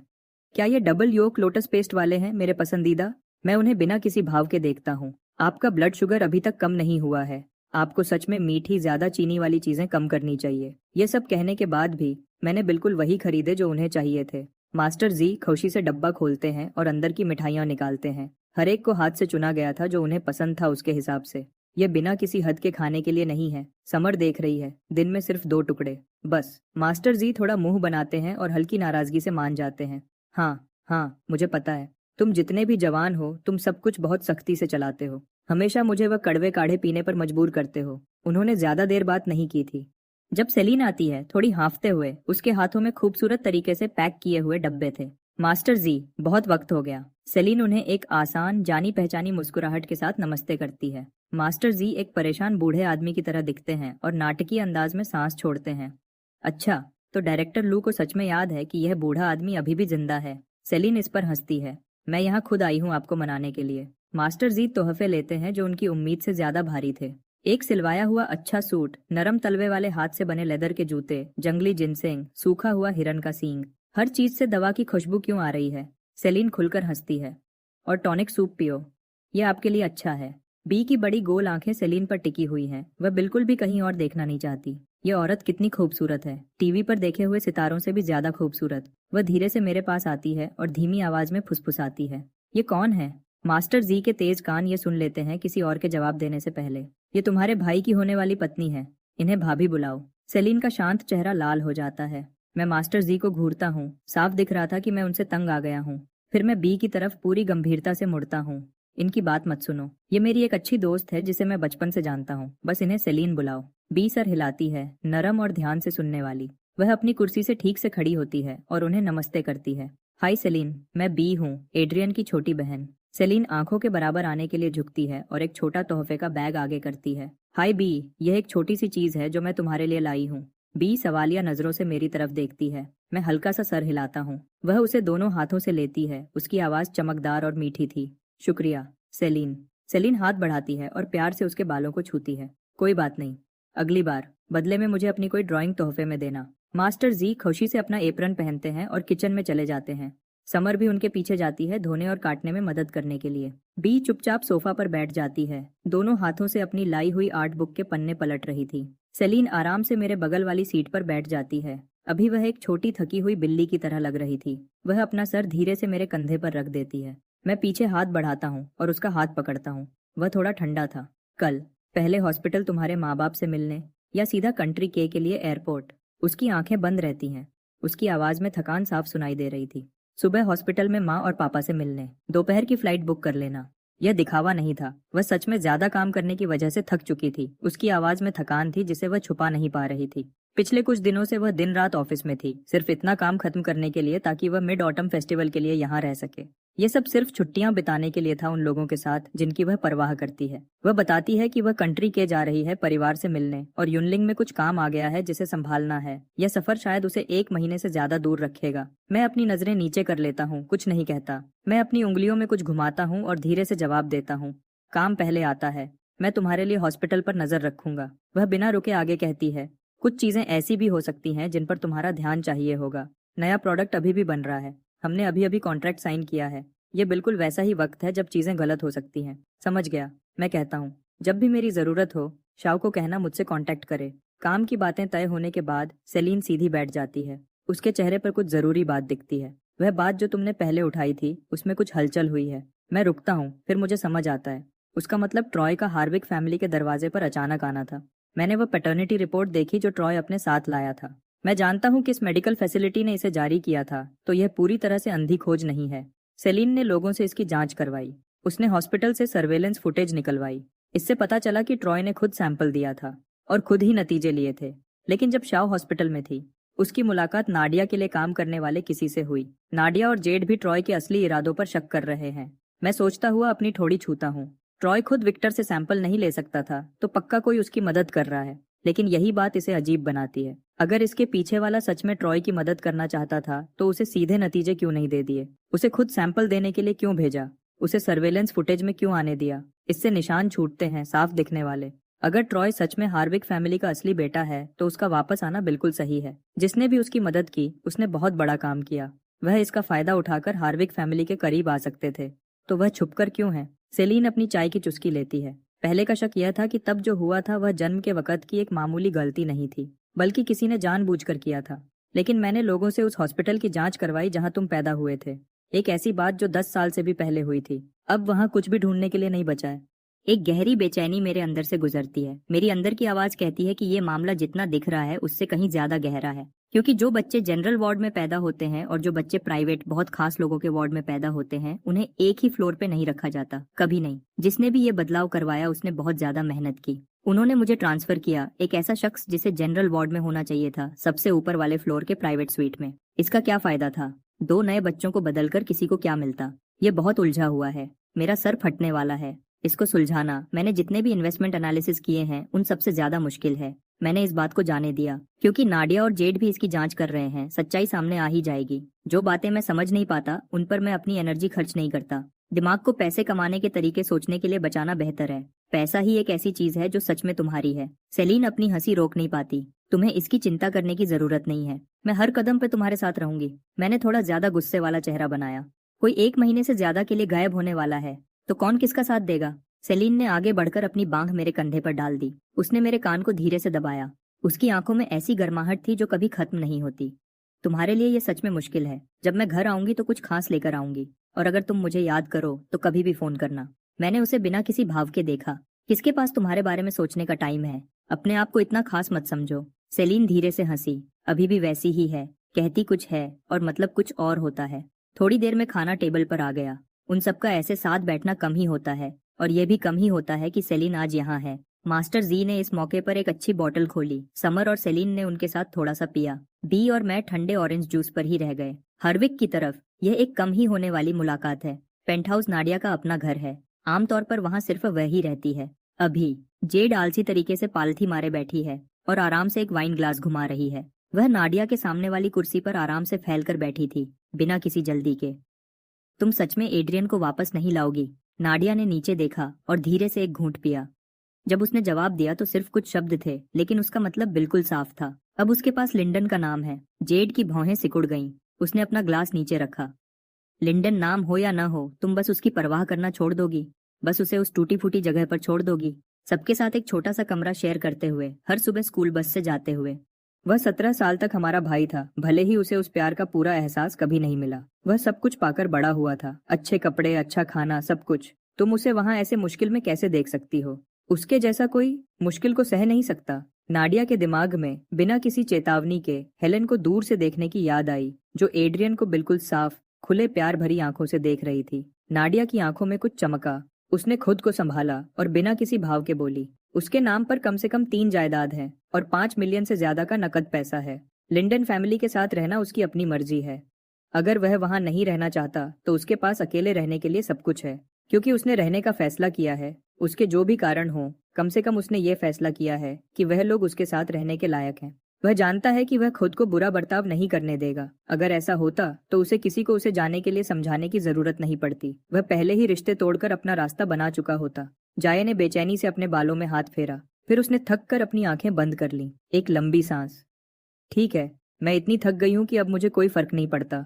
उसने अपने पंख फैला लिए हैं, अब ये हमारा काम नहीं है। सेलीन, बी और मुझे घर छोड़ती है। बस समर के मुझे देखने के तरीके के बारे में सोचकर वह पहले ही महसूस कर रही है एक कड़वाहट, जिसे वह खुद से दूर नहीं कर पा रही। जब वह बोलती है तो उसकी आवाज में साफ जलन दिखती है। क्या तुम लोगों पर इतना असर डालना बंद कर सकती हो? मुझे अभी सच में खतरा महसूस हो रहा है। मैं यह सुनकर पलक झपकता हूँ, फिर जोर से हंस पड़ता हूँ। वह जलन बिल्कुल अचानक से आई है। मैं समर को मुश्किल से जानता हूँ। मैंने उसे जो भी ध्यान दिया है वह सिर्फ बिजनेस के लिए है। उसने अपनी आंखें रोड पर रखी।